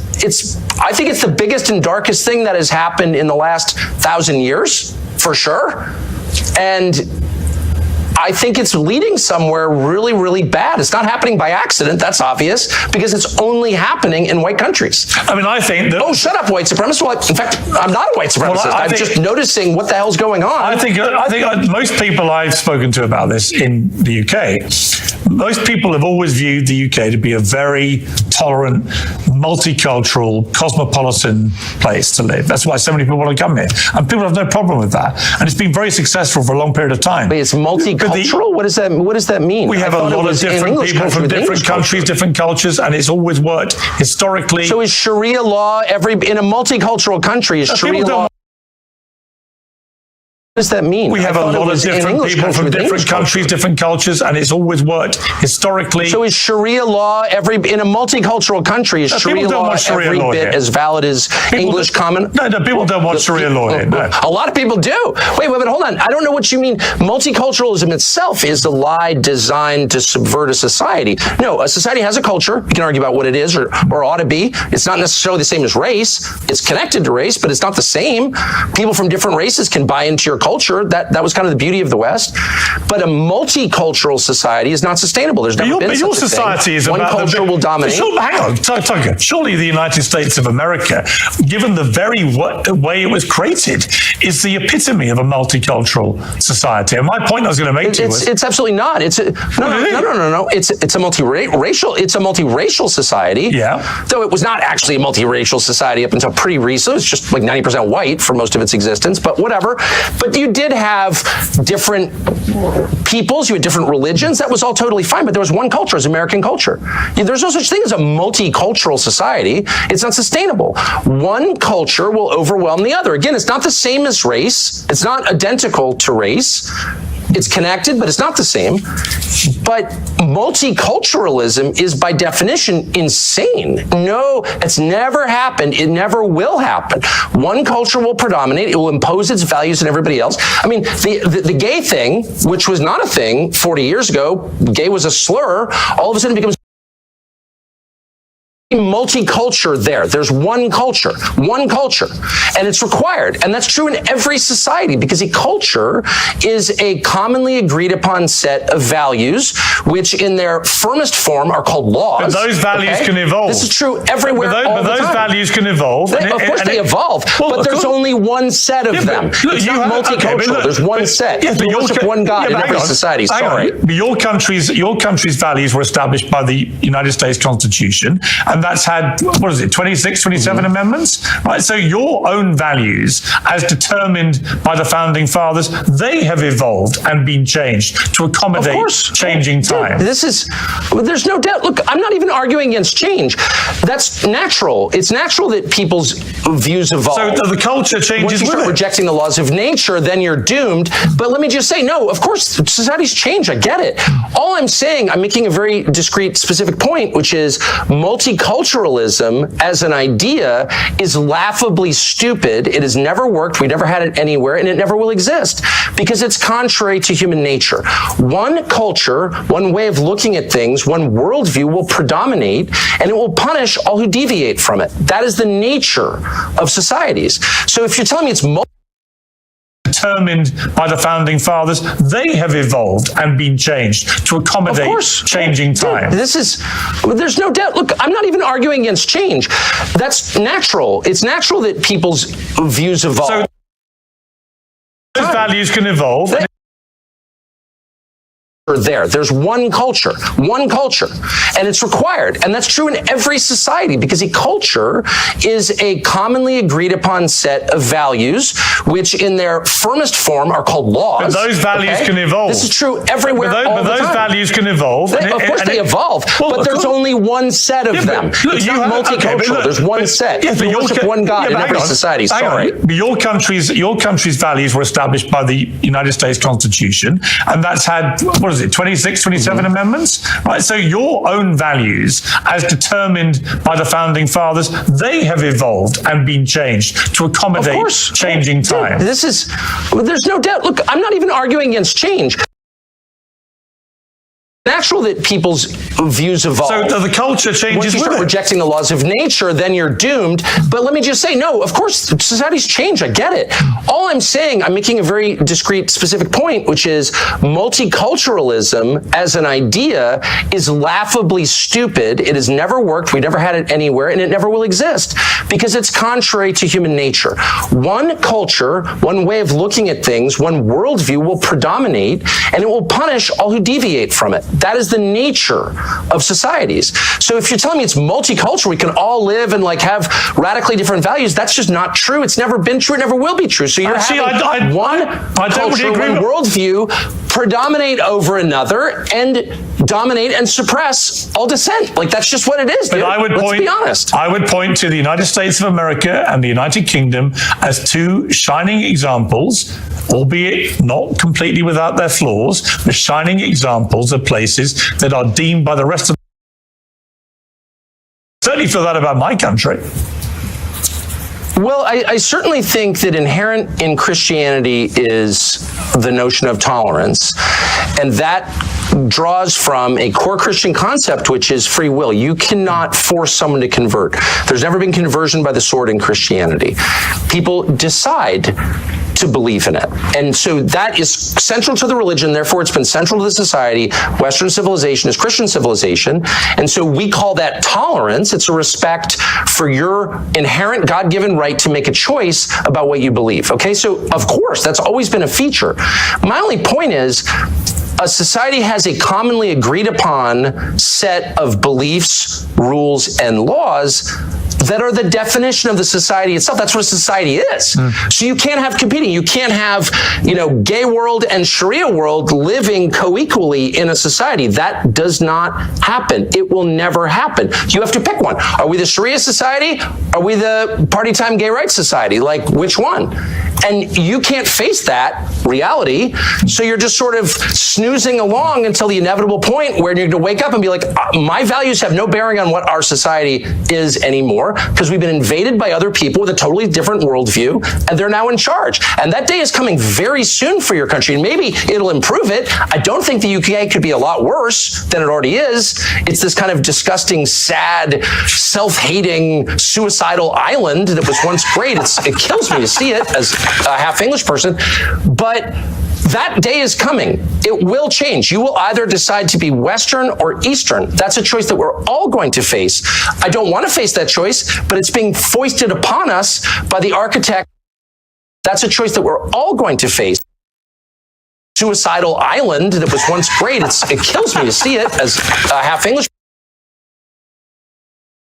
That day is coming. It will change. You will either decide to be Western or Eastern. That's a choice that we're all going to face.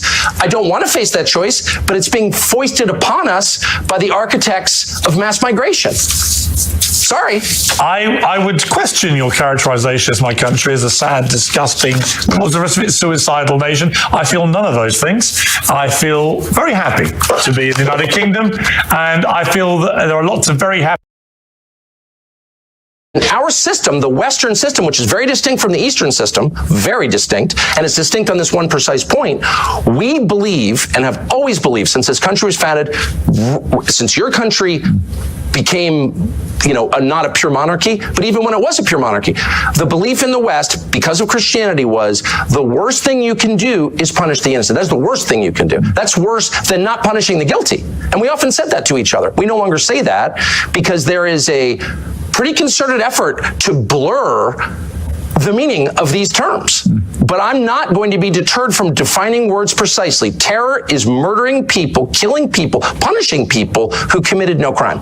Period. So when the Israeli government says it has repeatedly that even though over 20,000 completely innocent children are believed to have died in their response to what Hamas did on October the 7th at the hands of the IDF, there are many on the pro-Palestinian side who say that Israel is behaving like terrorists too in the way that they have gone about conducting this war. Would you go as far as to say that? One of the things that I really object to now is this relentless focus on Israel, which, by the way, is a foreign country that I have nothing to do with.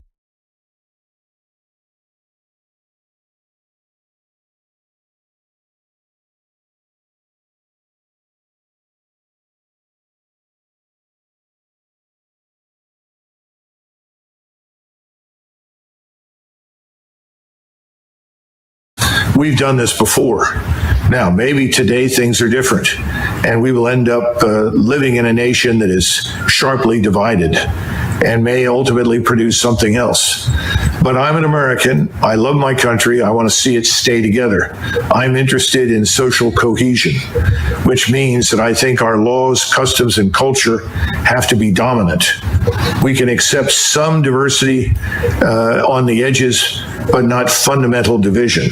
I think we're in a state of fundamental division. So when I bring up Sharia law, I've sat in many discussions with many people that said, well, I don't care what people look like, but I do care about Sharia law, and I don't want that practiced anywhere near my family or in my country. And that's something you should be aware of. So the notion that someone can come here and say, well, that's part of my religion and we're going to abide by Sharia law, they're going to find serious resistance and opposition in the country. And as I clarified, it's because it matters. It's this thing we call societal cohesion. Nations do not exist on their own. They have a core population.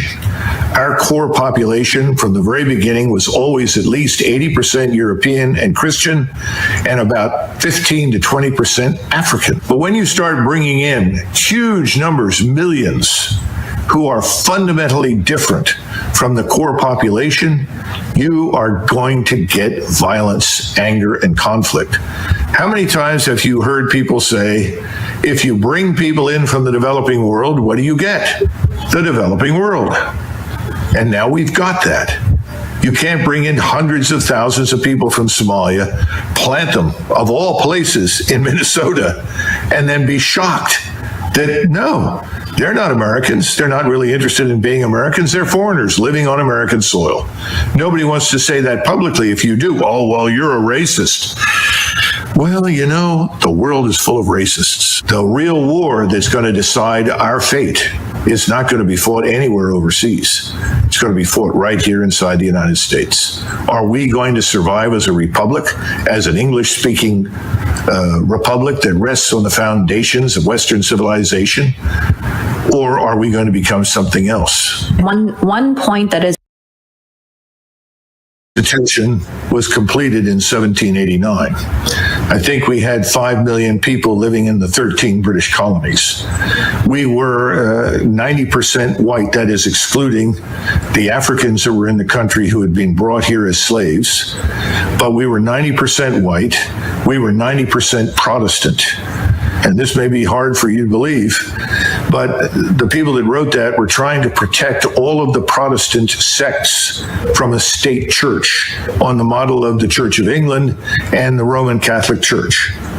That's one of the reasons it was almost 100 years or more after that before people began to finally accept Catholicism as a religion, because it was viewed as political power.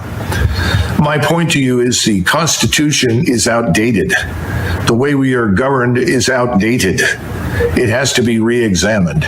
Nobody in 1789 imagined that anybody would come to the United States except another lunatic, religious fanatical Protestant who hated the Church of England.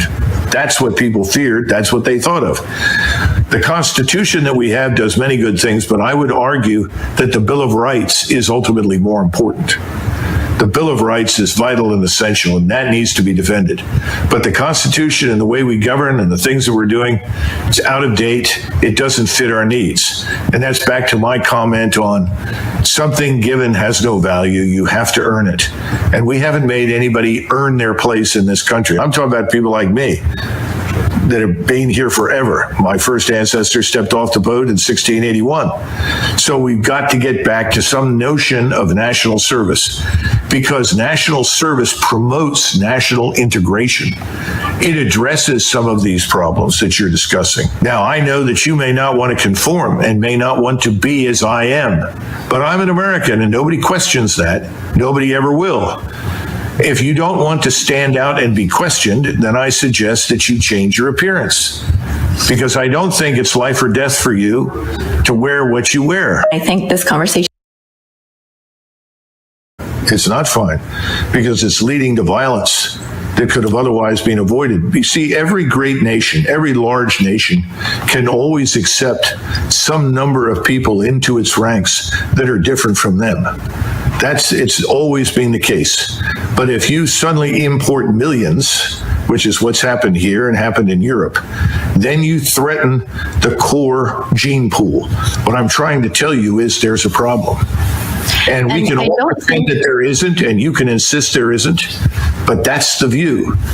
And I think it's incumbent upon all of us to address it truthfully and openly.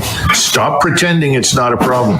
It's a problem. I mean, what's also a problem is white supremacy, and that's no, because of you're saying you're different, you're going to remain different, and you don't think that if that's not compatible with being an American, then the hell with it. That's what you're going to do.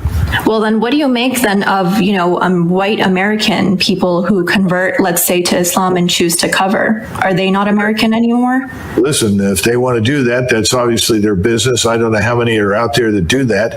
I think again, it's ill-advised. I think you have to hold the society together. There has to be an agreement on certain things, customs, culture, way of life.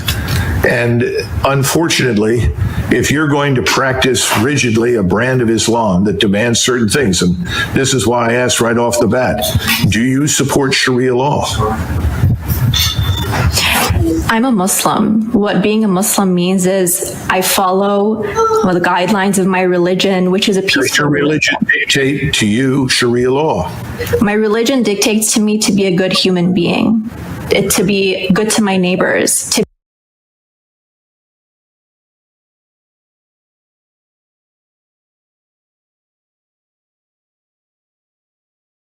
that the most powerful force in today's Republican Party is represented by what Charlie Kirk said. It is this drive to make America a white Christian nation. I got to tell you, this is what they say privately. This is now what they say publicly. This is what Charlie Kirk said publicly. And Joe, again, one of the reasons I wanted to have you on, because you know these people very, very well. Yeah. You said it yourself. You were one of the strongest voices. You were one of the folks who understood the incendiary language when you were in Congress, when you had your radio show, and how people loved when you did it. And then when you chose to apologize for that and turn away from it, oh my God, they literally have just tried to destroy you because of that. Yeah, I mean, again, you know the deal, Roland, right? I came out publicly against Trump 7 years. For 7 years, I put up with death threats on a regular basis. Nobody is welcome in that party unless you bow down to what this force is, this MAGA force. And again, look, there have been some people on the left who've celebrated Charlie Kirk's murder. Shame on them, be better people. But this is much worse, Roland, what my former friends are doing on the right, because they are turning this into a holy war. When you say we declare war on the left because of what some 22-year-old young guy did in Utah, and then you declare war on the whole left, that's a lot worse than celebrating Charlie Kirk's murder, because that's dishonest, but that's also inciting hate and violence. And Roland, look, Trump's an idiot. So yeah, Trump says the left, the problem in the country is the left. J.D. Vance is not an idiot. What did J.D. Vance say today, right? He was subbing for Charlie Kirk on his radio show, and he spent the entire show going after the left, going after them, them.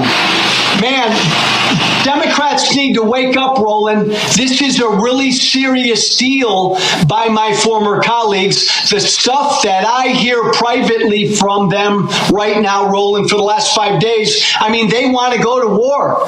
This is a holy war.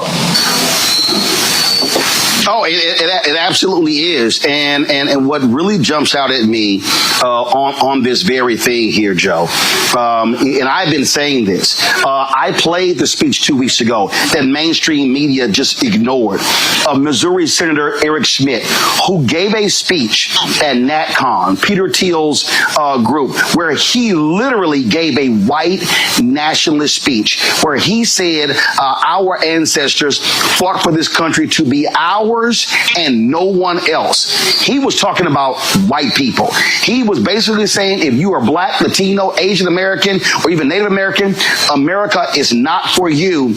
And folks just ignored it. And so people need to understand, again, what they're saying, why they're saying it. And yes, there are many evangelicals, any very conservative white Christians who are pushing this as well. And you nailed it. They want a holy war. They want a race war. They want this to be a white country. It is clear as day. And Roland, really important point. Charlie Kirk at only 31, the impact he had, because he was one of the most successful pushers of this white Christian nationalistic idea. And so I think that's why all of his defenders are out there so strenuously denying he said anything divisive, because they know if you really go through Charlie Kirk's public record, everything he said about people of color and Black women and Muslims and gays and transgenders, if people took the time to go through all of that, and that was put out for average people to see, they'd be blown away by it. That's why his defenders are like supercharged right now. They don't want that record to be seen. Today, you mentioned, and I mentioned as well, Vice President J.D. Vance sitting in to do his show. And listen to this man just blatantly lie, Joe. Play it. I read a story in The Nation magazine about my dear friend, Charlie Kirk. Now, The Nation isn't a fringe blog. It's a well-funded, well-respected magazine whose publishing history goes back to the American Civil War. George Soros's Open Society Foundation funds this magazine, as does the Ford Foundation and many other wealthy titans of the American progressive movement. The writer accuses Charlie of saying, and I quote, "Black women do not have brain processing power to be taken seriously." But if you go and watch the clip, the very clip she links to, you realize he never said anything like that. He never uttered those words. He made an argument against affirmative action as a policy. He criticized a specific Supreme Court justice as an individual. He never said anything about black women as a group. He made an argument for judging people of all races and backgrounds by their own individual merits. Bullshit. Okay, Joe, this is actually what he said. No, Roland, that's utter bullshit. In fact, you know, if we would have said 3 weeks ago, Blake, if we would have said that Joy Reid and Michelle Obama and Sheila Jackson Lee and Ketanji Brown Jackson were affirmative action picks, we would have been called the racist. But now they're coming out and they're saying it for us. They're coming out and they're saying, I'm only here because of affirmative action. Yeah, we know. You do not have the brain processing power to otherwise be taken really seriously. You had to go steal a white person's slot to go be taken somewhat seriously. Play cut 52. But I rise today as a clear recipient of affirmative action, and particularly in higher education. I may have been admitted on affirmative action, both in terms of being a woman and a woman of color. All right, Joe. He literally said it. Not only that, Vance lied. Soros does not fund the nation. So he sat there and flat out lied. And Roland, remind me, what's J.D. Vance's job? He's the vice president, and yet he had time today to do a radio show for a former right-wing podcaster. I mean, look what they're not even, Roland, they're not even subtle about it, what this White House is doing. They believe, man, the path to victory is fear, hate, and division. And that's what they're putting out there. That was Charlie Kirk literally going after 4 accomplished black women by saying they didn't have the brain power to get where they got. This is what he believed. And this is what MAGA believes. And that, again, Roland, broken record, that's why Charlie Kirk was so damn successful, why he had such a big audience.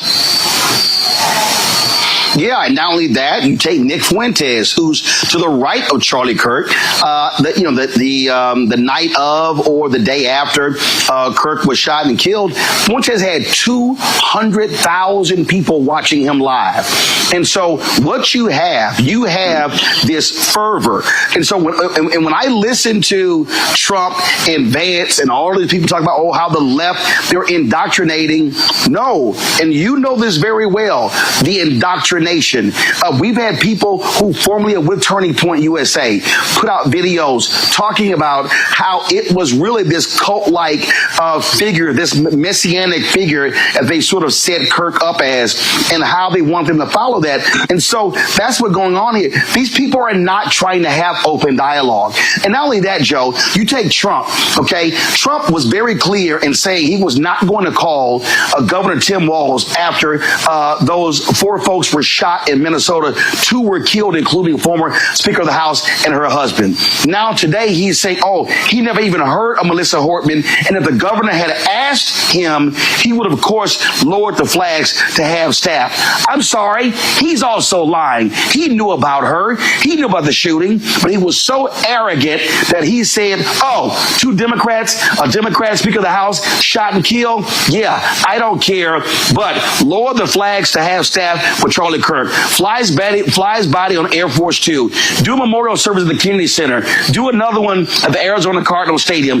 Give him the Medal of Freedom. And I'm telling you, they're going to give him a state funeral. That's what you're seeing right now.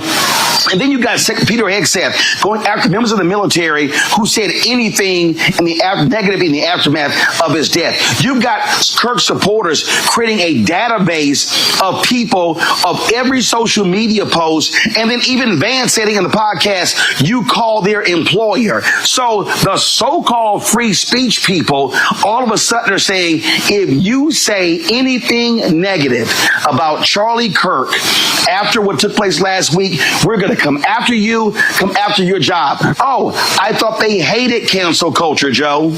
Yeah. Roland, I remember back in my right-wing radio days, I would come on every day, and there was always some story about some leftist group on a college campus that couldn't handle speech that made them uncomfortable to say. Roland, this is scary, and you and I are old enough, man, to remember huge figures in American history who were gunned down, struck down, military leaders, civil rights leaders. We are treating this 31-year-old podcaster, MAGA influencer, like he's Jesus Christ. So I come from the right. Why are my old colleagues and friends on the right doing this, Roland? Because the right wants a religious war. Let's just call it. They want a civil war. They want a holy war. That's why they're putting him up to be some Jesus-like martyr. Absolutely. I mean, Glenn Beck literally came out and said he was a civil rights leader. Oh, my God, stop it. Stop it. I've seen people say, I've seen a lot of these videos, I'm leaving my church because my pastor did not mention him. This was a Christian warrior. And let's just be clear. You said it, white Christian nationalists. It's slaveholder religion. We heard a lot of this stuff during slavery, during Jim Crow, things along those lines. And this whole idea about, it was about debate. It was about, exchange of ideas. I mean, come on, let's just stop it. And so we see what's going on here. We see the games that are being played. And then what gets me, Joe, is this whole deal of, oh my God, the left, how they indoctrinated him and the accused killer going to a university. The dude was at a university for one semester, Joe. You're trying to tell me that one semester at a mostly white institution in Mormon, Utah, which is not a liberal bastion, somehow just radicalized him? I mean, it really is showing folks the hand they're trying to play. Yeah, and I think even on top of that, Roland, I think it was like some technical school. So it wasn't some crazy liberal arts school for a semester. Look, cut through all the BS. The Speaker of the House, Mike Johnson, has publicly said that America should be a white Christian country. This is what animates my former party. Roland, you know me, right? Tea Party Hellraiser. I don't come from the left. I left the Republican Party when the Republican Party became MAGA. And my fellow Democrats and folks on the left need to understand, now these people are on the right. Now this is MAGA. MAGA now are the snowflakes. MAGA, Roland, they now need their safe spaces. It's funny, but it's not funny. And you're right about J.D. Vance, man. He just flat out lied.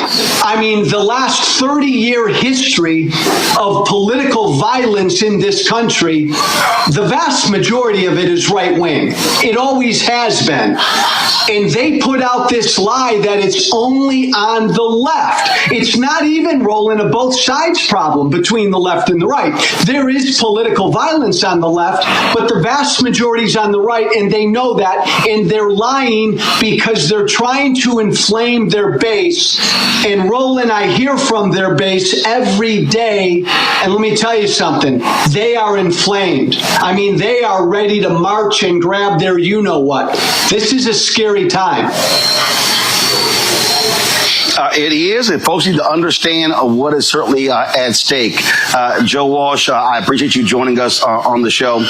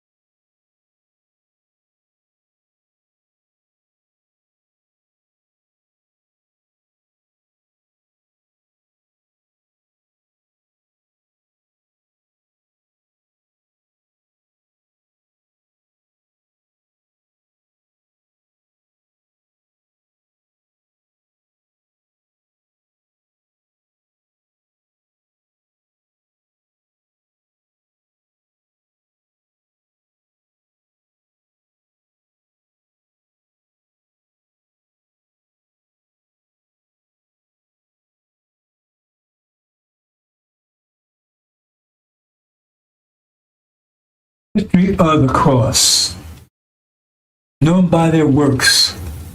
What's the history of the cross? 500-year history of the cross. Murder, rape, destruction, deception, enslavement, burning, terrorizing. To maintain a slavery system, you must terrorize the people 24/7. They terrorize people from Africa and America for 400 years. Constant terror, 24/7, rape, murder. In the name of Jesus. This was Christians, not Buddhists, not Hindus. Christians. Christians, in the name of Jesus, where they said Jesus cursed black people, they call them Ham, cursed them to be slaves and persecuted forever. In the name of Jesus, raped our women incessantly, pissed in our mouths, made us eat shit. And then took and tried to clean up, not clean it up, but make it look more fashionable, I guess, by calling it chitlins. That's after slavery, of course, after so-called slavery. Because what was into it was not slavery. Look up slavery. Look up slavery. It does include murder, rape, terror. This is a Holocaust. And then now they try to downplay it. Oh, that was 40 years ago. No, it wasn't 40 years ago. I don't care if it was a million years ago. It was 40 years ago. It lasts for 400 years. As they're doing today. They took everything away from the slaves. Everything. Their name, their culture, their families, their religion, their minds, everything. Fed their children to alligators as alligator bait. And then they talk about what's going on in Gaza when they did 1,000 times worse. What's going over in Gaza now is simply just a miniature version of what they did. What they did was far worse than what's going on in Gaza. Gaza's bad. It's genocide. What they did was far worse and much longer. That's the legacy of Christianity. Murder, rape, disease. They wiped out the native population with genocide and disease. Smallpox blankets, knowing they was full with disease. Herpes, syphilis, gonorrhea from sleep with animals.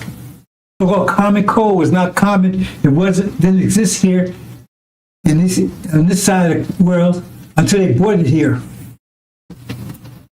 Murder, rape. When they was raping out women, they had a cross hanging from their neck. And again, they taught blacks that this was God's will. God's will. Enslavement of our people. And they continue on even today. That's the legacy of Christianity, the cross. So where's your rap sheet? Every time they arrest one of our people, your rap sheet. What's your rap sheet? How are you going to judge people for murder when you're guilty of murder beyond imagination for hundreds of years? Hundreds of years. Theft. You stole this land and murdered his people. And you crushed the native people here When the braves would go out hunting, you would come into the camps like cowards and kill the women and smash the children's brains out on the hooves of your horses. This is the legacy of Christianity. That's the legacy of it. The question is, if instead of Columbus coming here, Dracula came here, Beelzebub, Wolfman, Frankenstein, Satan, and they all came instead of Columbus, what could they have done that Columbus and those that followed him did? Satan is the God of this world. That's the God they're serving. They have known him by their works. What are the works of Christianity? What are the works of Christianity? Where's the works of Christianity? Evil, deception, mischief, bloodshedding. It goes on today. And what's going on in Gaza, just reflection and microcosm of what was done here in America for hundreds of years. Raped out women incessantly. They would even rape while they was out in the fields picking cotton. They would jump off their horse and tell them to bend over and rape them. And tell them to keep picking cotton while they was doing it. This is the kind of stuff that they would do. Make one slave defecate and enslave in the mouth of another slave, and then bound it up so they couldn't spit it out for 7 days. That's a legacy of slavery. You did it all in the name of Jesus. That's a legacy of slavery. Legacy of slavery. 40 years plus. Legacy of Christianity. Legacy of the cross. That's the legacy. That's the true legacy. So whose works are those? Who are you serving? Who are you serving? The legacy of the cross. Where's your rap sheet, America? Gog? Where's your rap sheet, Magog? Britain? Where's your mateship? Where's your rap sheet? Antichrist, false Israel? Where's your rap sheet? Then they colonized Africa. They're stealing for ripping off everyone. It's the legacy of Christianity. It's been ruling for over 500 years. And now, the threat of nuclear war to finish off everything. That's a legacy of Christianity in the name of your Jesus.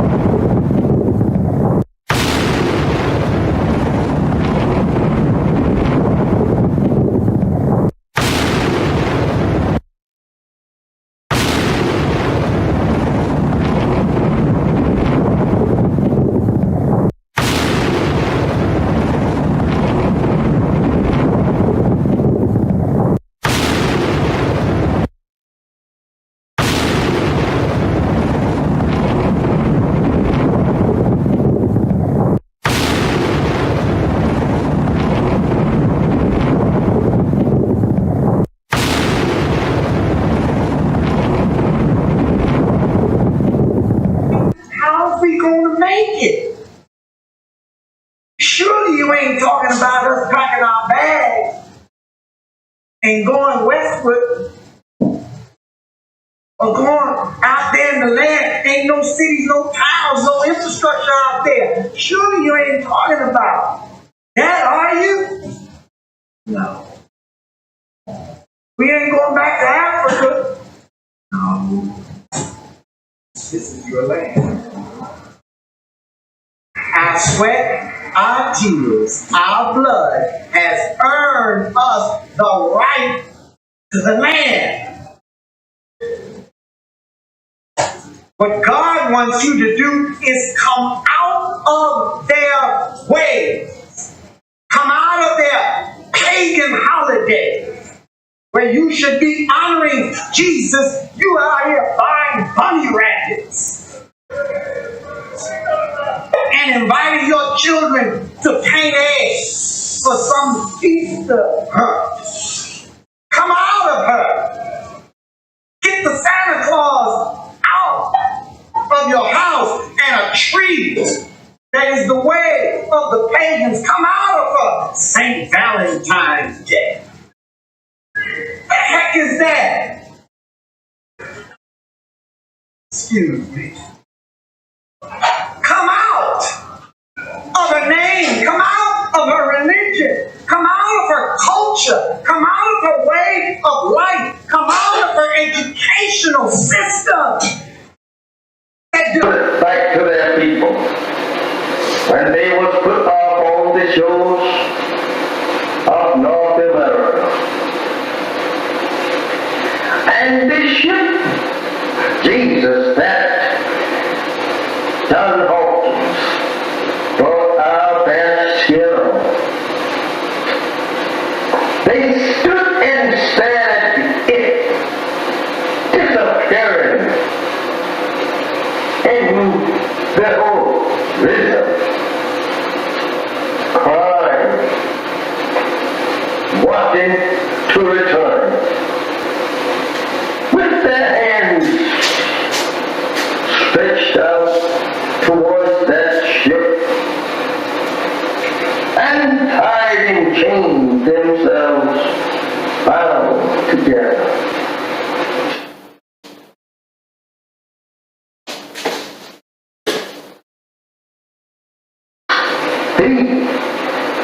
And when they was put off on this memorable shows, they stood there staring at that ship that brought them to a strange land and a strange people who could not speak either one's language. Now they have to live in a strange country and a strange people who had proven to them every mile from their native land that they were going to be the worst enemies that they ever lived with. They were going to be the people that would destroy them. They soon discovered that on this ship that they were being brought here on. I don't know how we should say anything in the name of Jesus of good for us when this ship was named Jesus. This is how that we have always been deceived by the white man, trying to use Jesus, the name Jesus, to lull us off in a mental sleep, thinking that we are on our way to heaven. This is terrible. My beloved brothers and sisters, this is very hard for us to even to accept today. Imagine our parents standing crying to return to their native land and people, and you here today crying to stay with the very enemy that brought our fathers in subjection to their will. You and I.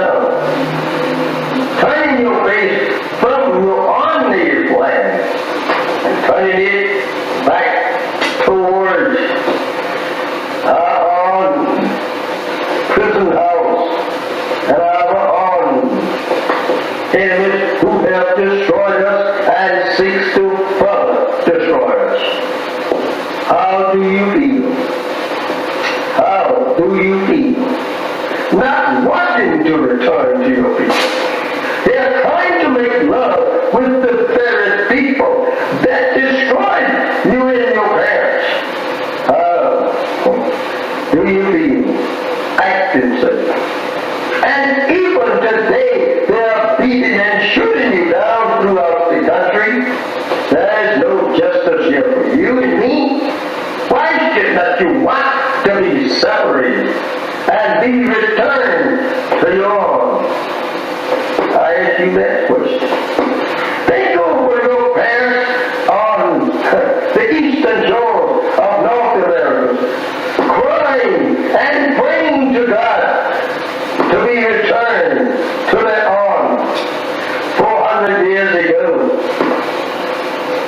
How would they like, or you like to see them rise up in the judgment, condemning you for being such fools as now want to live in the land that absolutely enslaved them and killed them and beat them for 300 long years here. They would condemn you as being fools for not wanting to be separated and go to your own, build up a nation for yourself after the white man say you were free. Remember that.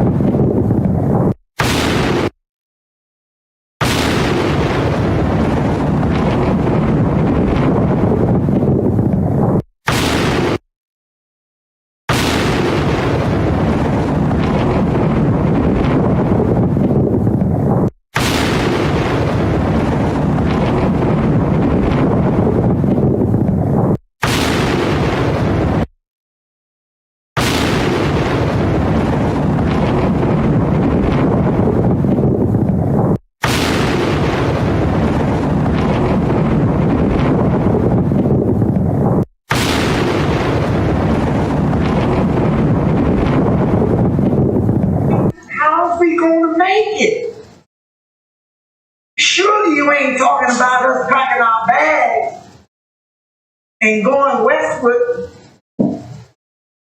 or going out there in the land, ain't no cities, no towns, no infrastructure out there. Surely you ain't talking about that, are you? No. We ain't going back to Africa. No. This is your land. Our sweat, our tears, our blood has earned us the right to the land. What God wants you to do is come out of their ways. Come out of their pagan holidays, where you should be honoring Jesus. You are out here buying bunny rabbits and inviting your children to paint eggs for some Easter hunt. Come out of her. Get the Santa Claus out of your house and a tree that is the way of the pagans. Come out of her. St. Valentine's Day. The heck is that? Excuse me. Come out of her name. Come out of her religion. Come out of her culture. Come out of her way of life. Come out of her educational system. Back to their people. When they was put off on the shores of North America. And this ship, Jesus, that John Hawkins brought out their skill. They stood and stared at it disappearing in the whole rhythm, crying, wanting to return. With their hands stretched out towards that ship and tied in chains themselves bound together.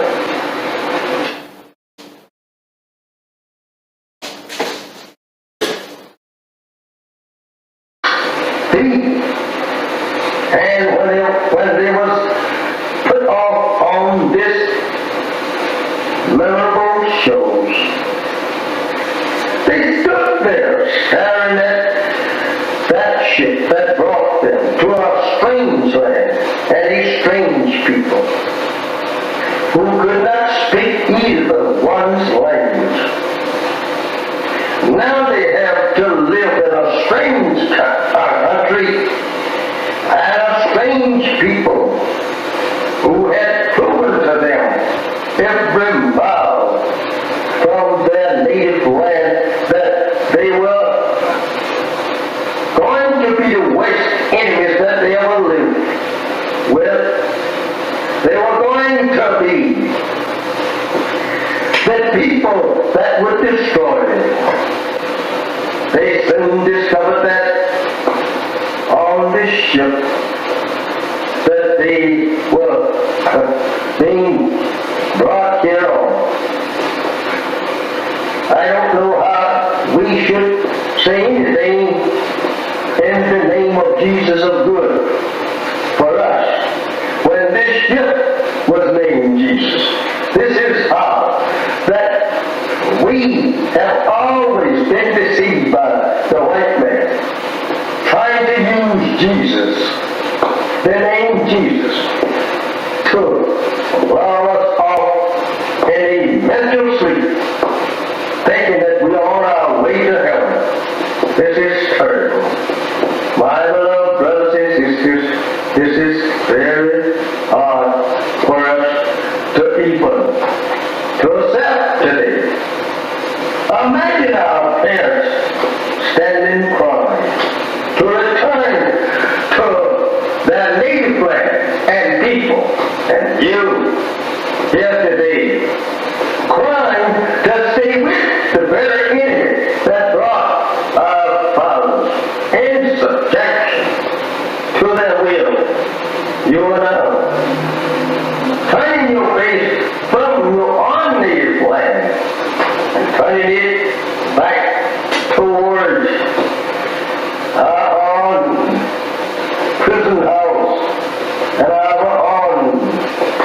enemies who have destroyed us and seeks to further destroy us.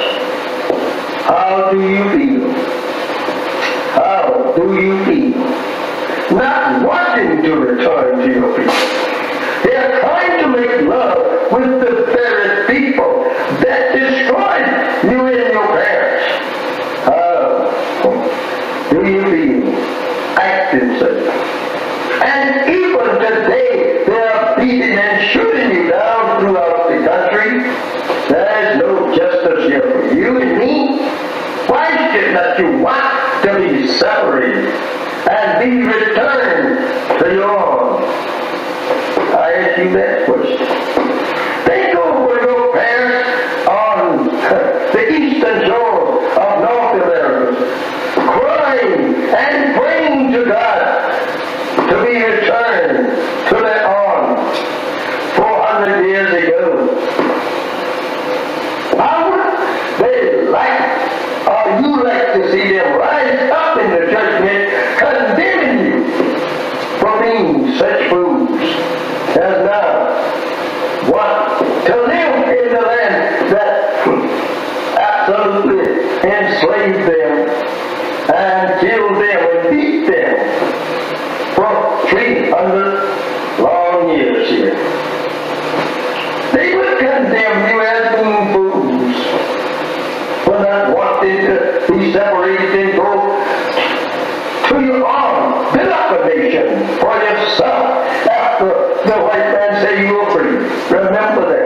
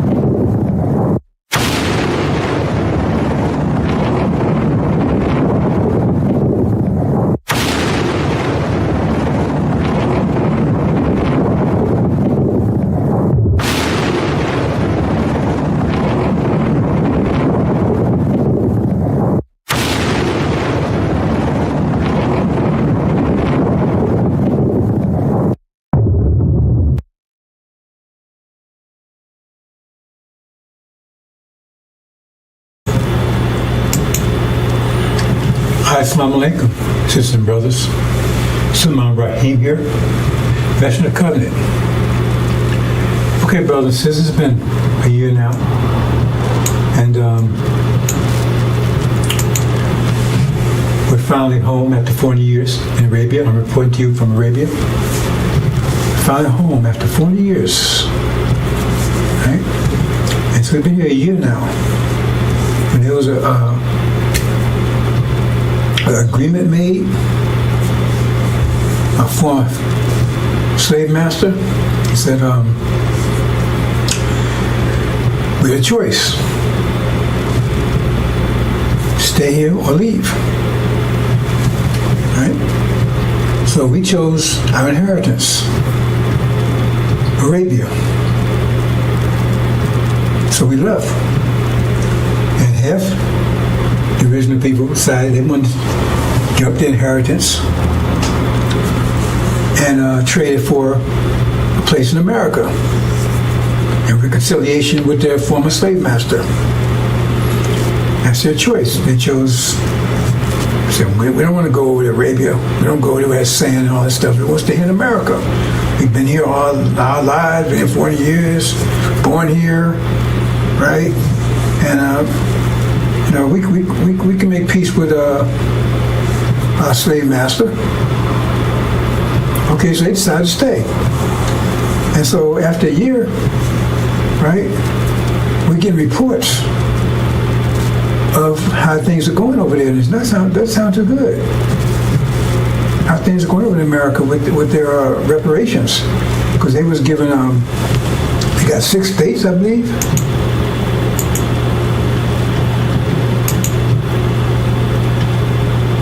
Yeah, see? Yeah. Yeah, they got those 6 states right there. That's what FARRACON told them.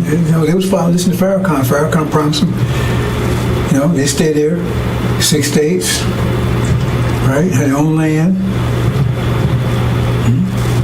And they can make reconciliation with the former slave master. They're not devils. They're not devils.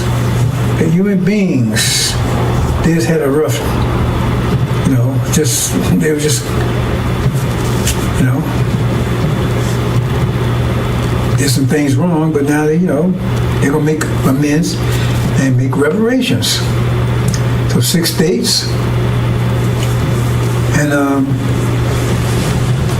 in addition to that, they gave everybody $1 million. Everybody stayed $1 million. Okay? Say, thank you, FARRACON. They're so happy. Thank you, FARRACON. Thank you, FARRACON. Man, you got 6 states. That's what you promised us. We got 6 states. They're thanking you. Thank you, FARRACON. Right? And this was a year ago. They got the 6 states. Thank you, FARRACON. Right? Everybody got $1 million. Everybody $1 million. And they're rejoicing. Oh man, they're so happy. Hey, we came, man. We made it. We got America, man. We got reconciliation for a master. We got 6 states. Everybody got $1 million. We're all rich. That was a year ago when we left. So we're in Arabia. They're still back there in America. And now we're getting reports a year later. This was the way it was a year ago, man. They were so happy. They were so happy. Right? And now we get reports of what's going on right now. Let's see. Oops, it says a power failure. Great power failure in those 6 states. Power failure. And it's just those 6 states. Right? So, and now they had a big and massive, they came asking to turn the power. But why can't they do it? Oh, FARRACON didn't train anybody. He was telling you about 6 states, but he never prepared you for them. So nobody knows how to do it. How to turn the power grid back on. So now he's begging, man, master, can you come and turn this thing back on for us? I mean, you would think that if he told him 6 states to promise him that he would have prepared him for it, right? Have schools and education, whatever they needed for that. But I guess they didn't, because they said over there now he's begging this former master to come and turn the power back on. And then what? I mean, this is all that's happening now. I mean, I'm getting these imports in now. A year later, it's like they're coming in every hour. Power grid failure, right? Then I said, oops, crop failure. All of a sudden, they looked at the farmers when they done the farmers said, oh, So then, Master, what's happening here? How come right? Our crop. They found that the land they gave them wasn't that fertile. A year later, nothing's growing. Crop failure. And now Master, what's happening here? Right? And then, all these things, every hour that's coming in, right? And then they look, and they had, a year ago, they had plenty of food on the shelves, right? And now, they look there now, and all the food's gone. It's gone. And she said, what am I going to do here? Food's gone. The house is empty. So he said, Master, we need some food. Well, how come you can't produce your own food? You want your own country. You got your own states. That's your country. Then you run it. What are you calling us for? Right? So they'll be praying. And then, oops, no fuel. There's Master, no fuel there. Well, you got to buy your fuel. You got to produce your own fuel. What you calling us for? You got your own 6 states now. What you calling us for? Go and get some fuel. You got money, right? You got your own states. So you got to get your own. What you calling us for? You said you wanted your own, so now you got it. And you got your reparation, so we don't owe you anything anymore. We don't owe you anything anymore, so what you calling us for? We don't owe you anything. You said you agreed to 6 states and $1 million per person. You took that instead of your inheritance, what you call the Abrahamic covenant, Arabia. Your brothers and sisters, they left. They took that was offered to them. They took it, and you said no. I want this instead. So now you got it. So what you calling us for? Oh, no communications. Oh man. No communications, right?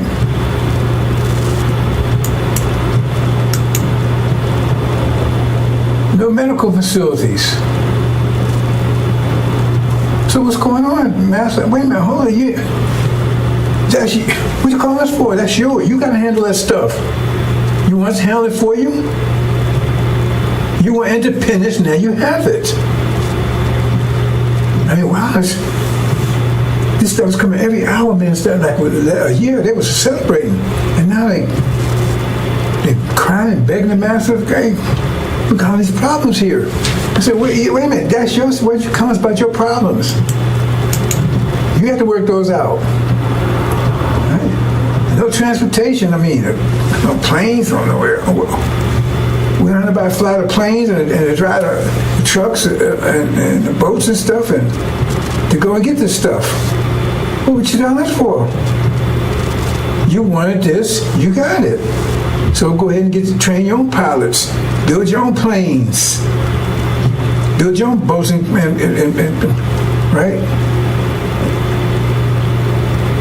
You see what I'm saying? Transportation, build your own trucks. What you calling for? Yeah, Master, we see this. You said you wanted 6 states, you got it. You want $1 million per person. That was your reparations. So then if you didn't pay people to take care of this, how's that our problem? You're independent now. You're really free now. Oops, no fuel, the gas station's empty. I can't drive, man. And no gas. Man, wow. All this stuff happened like for a year. They thought that everything was great, and all of a sudden everything ran out. So guess what happened? Everything was there when they got it, and it ran out. They had to, for them to replace the fuel, to get the farms going. So they was left with that stuff. The factory was full. Warehouses full. Then you had to keep. They thought that was just going. I guess they thought it was just going to be there, just by itself. They didn't prepare for it. See? And they ain't trained any engineers and scientists and And architects and stuff, they business, they didn't train anybody. So Farrakon, he told you he's going to get this for you, but he didn't pay you for it. He didn't get anybody to handle this stuff. So what was that all about? So now he asked the master, said, hey, don't call on me. You was here, you had it when you was here with me. You said you want independence, you wanted reparations, so you gave it to you. Well, call on your brothers over there. They left, they handled their own business. You said you want to stay here. Right? See? You don't have any professionals or technicians, scientists, doctors, none of that. See? I mean, that's what, because, I mean, if you're going to set reparation, you should be preparing for that, right? So if he was telling you about reparation, you should be preparing for it. If he said, God said that's where he's going to get you, so if God told him he's going to get that for you, then he should, like when God told Noah there was a flood coming, to only build an ark, so he started building an ark. And so you should start preparing for the 6 states and the reparations, but apparently you didn't. And so now, he tells you, look, hold it. We want total separation. I mean, look, we don't want you to call us no more. We don't want you to call us no more. Because you're wearing us. You want your own country. You got your own land. Right? You got money, $1 million, all this stuff, right? And so now we got to protect your money and everything too? No, you have to create your own money. You have to do all these things, your own wealth, not ours. Right? So we're going to cut you off from that too. That's all economics. So they go and tell it. They tell all the people all the white folks, right? Because all the black folks, now all the black folks is either in Arabia or in those 6 states. That's the solution. You had to be one way or the other. There couldn't be no integration, that kind of stuff. That's the deal. You just said one or the other. So all the black folks are there, and ain't no integration, that kind of stuff, right? Black folks are there, one or the other, so they're there. So he said, okay, right? So they just say, we're going to take that money because we don't know what y'all doing over there. You have your own money, you have to find your own wealth. So what they do is they tell all the white folks, say, protect your money, right? Transfer your money into gold. Transfer all your dollars into gold. Now remember, they gave everybody $1 million apiece. So everybody got $1 million apiece, right? And so they transfer it to gold. And then what happens is that what they do is they start just printing money. White folks just start printing money. You understand what that means? That's inflation.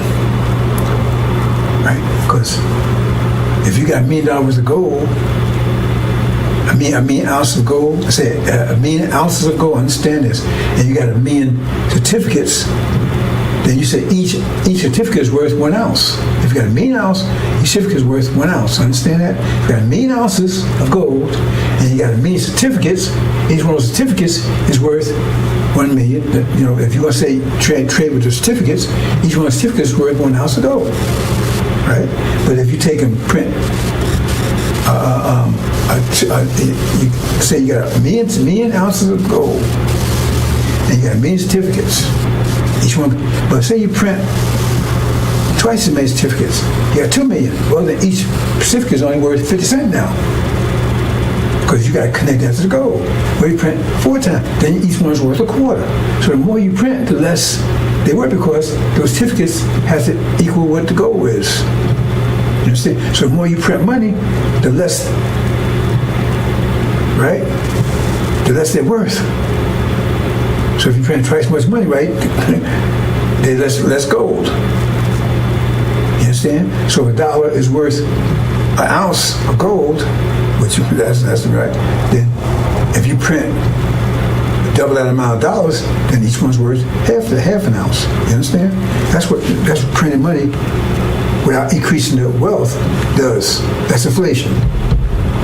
So what happens is they keep printing. They get down to where $100 is worth a penny. But see, that doesn't affect their people, they told to protect their money because they transfer their money to gold. So gold still has its value. It's just the dollars don't. It still got the same amount of gold. But the dollars, they get down to a penny. So you can't buy it. You had $1 million, now your $1 million worth of $5. That's what all this worth. $1. Hardly worth anything. Hey, that's our money. You got to have your own money. You got to control your own wealth. You can't keep coming at us what you're doing. And you think they wouldn't do that? Yeah, you've been a Gaza lately? You see what happened to the trees they made with the so-called natives? Kept telling me you had a forked tongue because they kept making trees with them, then they broke the trees.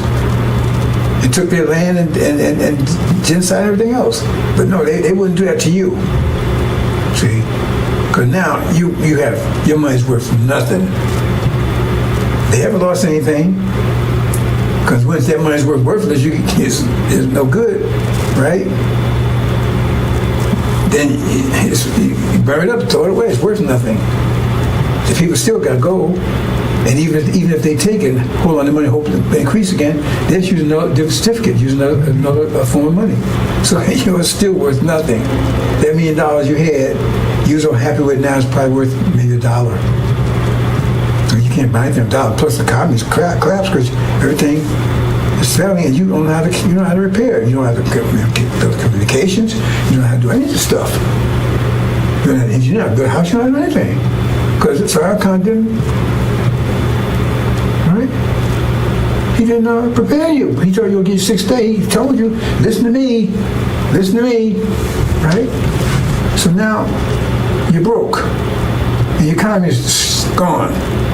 You have no food, no electricity, no power, anything. All right? It's not their fault. They gave you what you asked for. You saw at your inheritance for that. And then they closed the border. Because you want to try to get back into America now. We want to come back in, Master. No, we don't want you back in here. We sorry, we want to come in. No. That's you chose. You stay there. They closed the border, so you can't get back in here. Can you get back in America, into what you call your land now? Swaziland or something? FARRACON, maybe call it travel land. FARRACON, they met the FARRACON, right? So they closed the borders. You can't. Because now you're hungry and everything else. Your money's worthless. Oh God, come back, Master. I'll come back work for you. I'll work for Popeyes. I'll do anything you want. No, we don't. Remember, the blacks either they over in Arabia or they in that land. There are no blacks in America, any places, just in that land that you 6 days. And now you're starving. You ain't got your money's worthless. Nothing works, and they close the border. Right? And then you see Mr. Master, he on the phone. He talking to the guy that you kept treating, help you. Hey, we finally got rid of them niggas. Finally got rid of them. Finally got rid of them. See, speaking on the phone. Yeah, it worked. We sold them no reparations. We sold them that used car. They turned the miles back and everything else, and they bought it.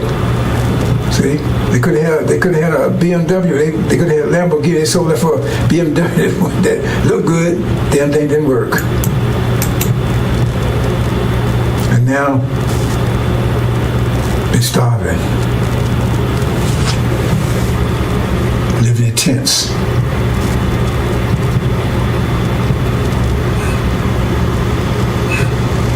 Praying.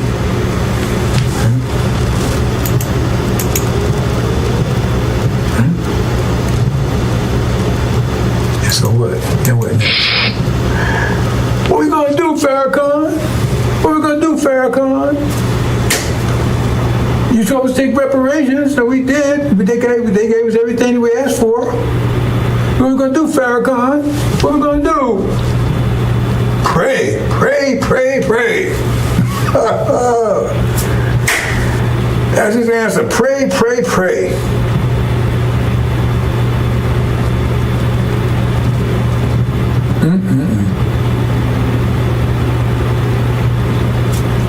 That's your reparations. Like Elijah Muhammad said, he had a big picture. We leaving, and Blacks staying on the shore, the ones stay behind, and they was whooping their ass. Right? Because they thought you think they want to give you some land and take care of you? You think they want to do that? And go bankrupt, give everybody $1 million? How much that is? If it's 17 million, that's 17 million times 17 million times a million is like $17 trillion, I think, something like that there. And they're going to do all that for you. They want to get rid of you. So now they have succeeded. Because they closed the border. And what you going to do? You going to fight to come out? They closed the border. They got the military around there. They finally got rid of you. No more black problem, no more Negro problem anymore. One group's out of here, another group that's here. They're gone, and our hands are clean. We gave them what they wanted. Well, anything. Okay. God honors contracts. Remember, he honored the contract with Jacob. Esau sold his birthright for a bowl of soup to Jacob. It was Esau's inheritance, and God honored it. Okay, Jacob, it's yours. You're the one. And that's the deal. Because he ain't your friend. Farrakon ain't your friend. Pray, pray, pray. That's the answer. And this homeland you was promised, you rejected it. So now you got what you asked for. Okay. So if they gave you reparations today or tomorrow, how would that scenario not play out like that? Well, they say, okay, you got it. Tell me how the scenario wouldn't play out like that. And tell me why they wouldn't do it. They love you so much, they're going to say, okay, we're going to take care of them. I mean, why should they go out their way to take care of you when you was right here? You was working at Popeyes and then they get up on Section 8, all that stuff right here, because they're trying to get rid of that stuff right now. Trump's trying to get rid of all that stuff right now. Because they're closing on you don't realize it. Anyway, that's just, that's what's happening over in America. Wow. Boys, come here. It's a disaster over there. And, I just got a call. Oh, wait, hold on. Really? You serious? Our ambassador just got a call from I don't know what they call it Conland or something. I forgot what it's some name to call it right there. That 6th day. They begged us to come and help. Can they come over here? Can we come and get them? Really? Can we come and get them and bring them? Oh no. Now he went and asked Master Farad Muhammad, right? He said, no, hell no. We ain't going to get them. And I agree with that. Yeah, the Master said he said, let's call him, and he passed the word to Master Farad Muhammad. Master Muhammad said, send him back. Master, no, we can't come and get you. You made your choice, live with it. But die, whatever the situation is, wow. I can't believe that. They actually, right, sent a message over. I don't know how they did. I don't have any communication with it. Somehow they got the information over to them. Said, we please come and get them. Nope. Said, no, tell them no. And don't waste time communicating with us anymore. You got your land. You got your reparations. You got your money. You got Farrakon as your leader. Yeah, tell him. Talk to him. Let him straighten out for you. He didn't want to sell you the idea. He was a salesman. So you on that idea of reparations. We told you. Right? Suleiman, right? He was the messenger to you, telling you, look, man, let's go home. You said no. You chose not to.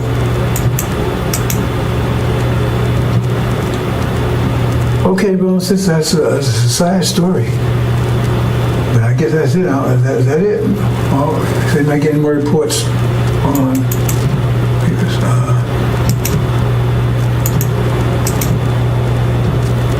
okay, he says that was Master Farad Muhammad's final decision, and I think they closed communications off from there. So, like I said, brothers and sisters, we got those rides that came in. All that came in today, man. I came in fast. After a whole year. Total collapse. Now they're begging somebody help them. We can't do it. Maybe Master help you. We won't do it. Assalamu alaikum.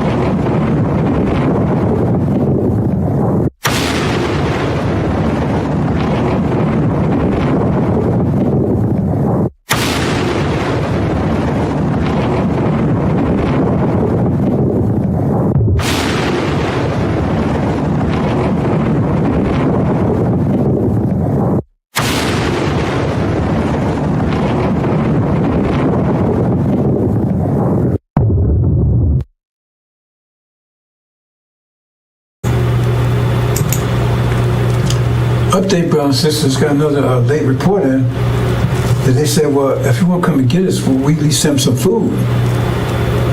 They begged, said, please send some food. Master Muhammad said, we got to send them a damn thing, nothing, zero.